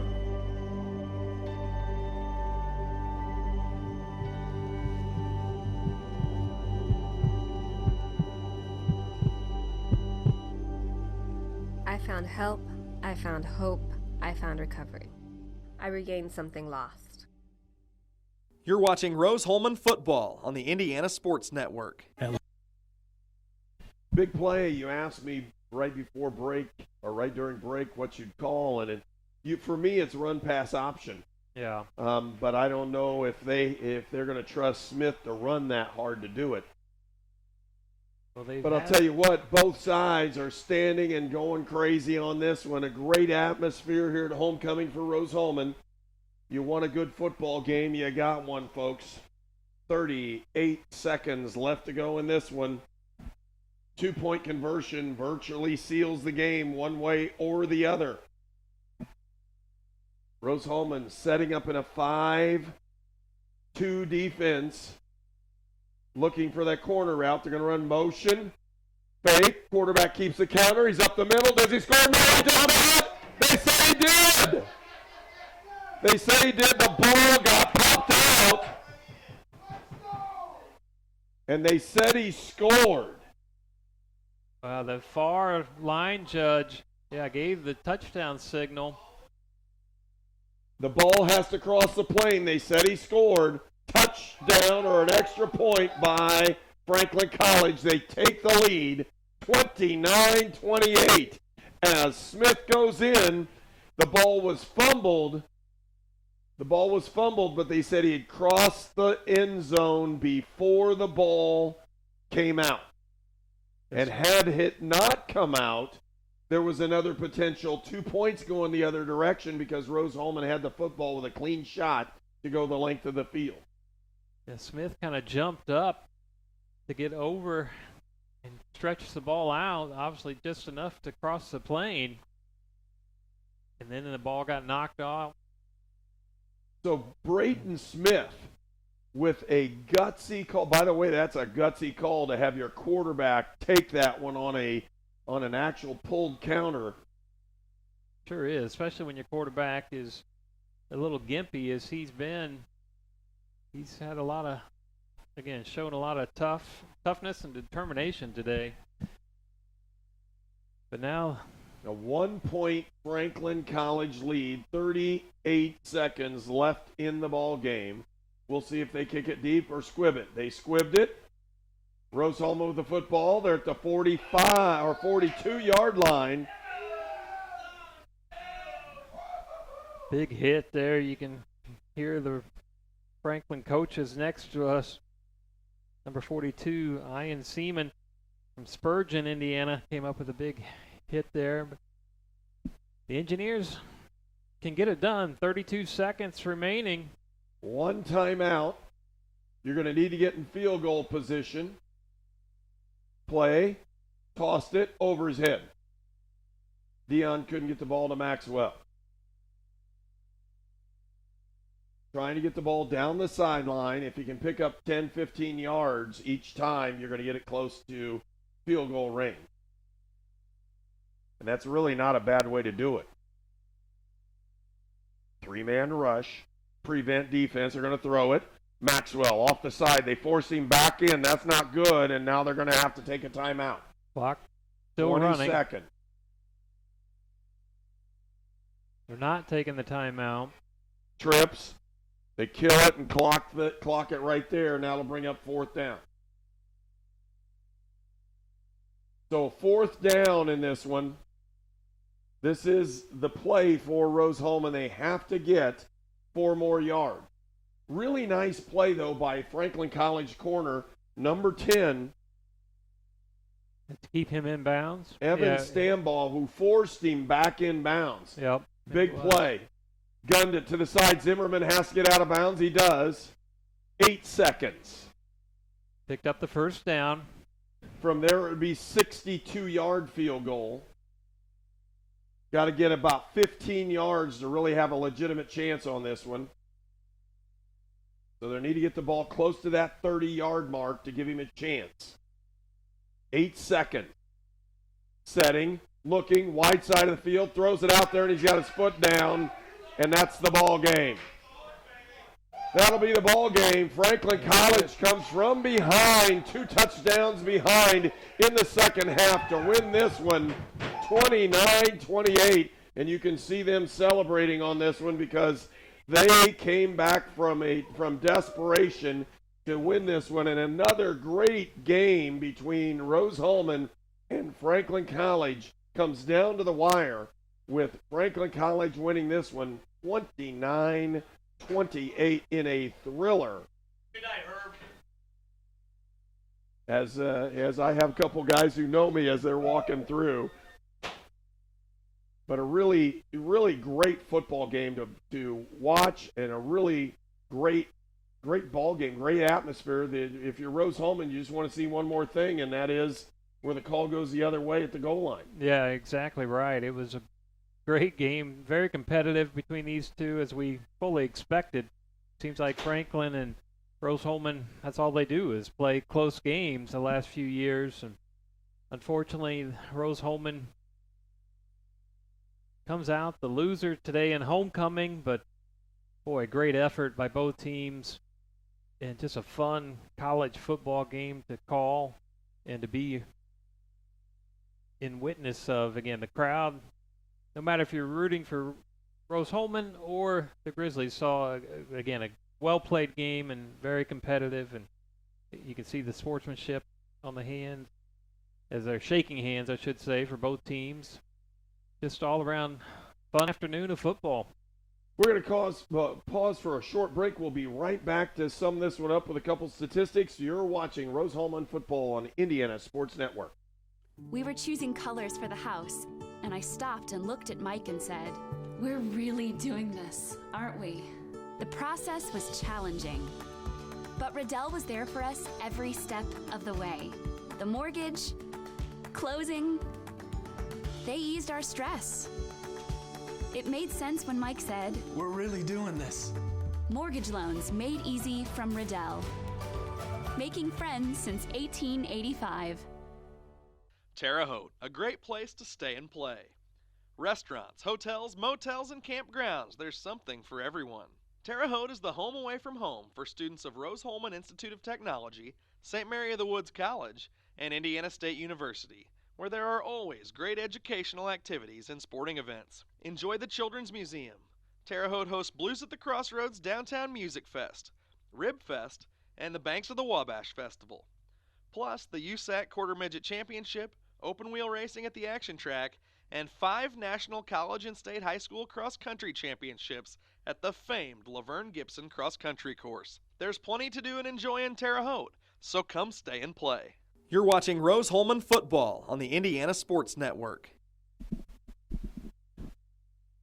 So Rose-Hulman falls to 2-2 on the season, 1-1 in the HCAC, and a huge win for Franklin College as they pulled a 2-3 on the season and 1-1 in the HCAC. Rose-Hulman's next football game will be at Bluffton next Saturday, a 1:30 p.m. start, and they'll then travel to Anderson the following week on the 19th. The 26th will return here for a ball game against Mount St. Joe, a 4 p.m. start on Saturday the 26th. That'll be our next broadcast of Rose-Hulman football here from Terre Haute, Indiana. For Troy Fears, I'm Herb King saying so long, and again, thank you for watching Rose-Hulman football on Indiana Sports Network. This sports program is presented by authority of Wabash Valley Sports and may not be reproduced or retransmitted in any form. The accounts and descriptions of this game may not be disseminated in any way without prior written consent of Wabash Valley Sports. You're watching Rose-Hulman football on the Indiana Sports Network.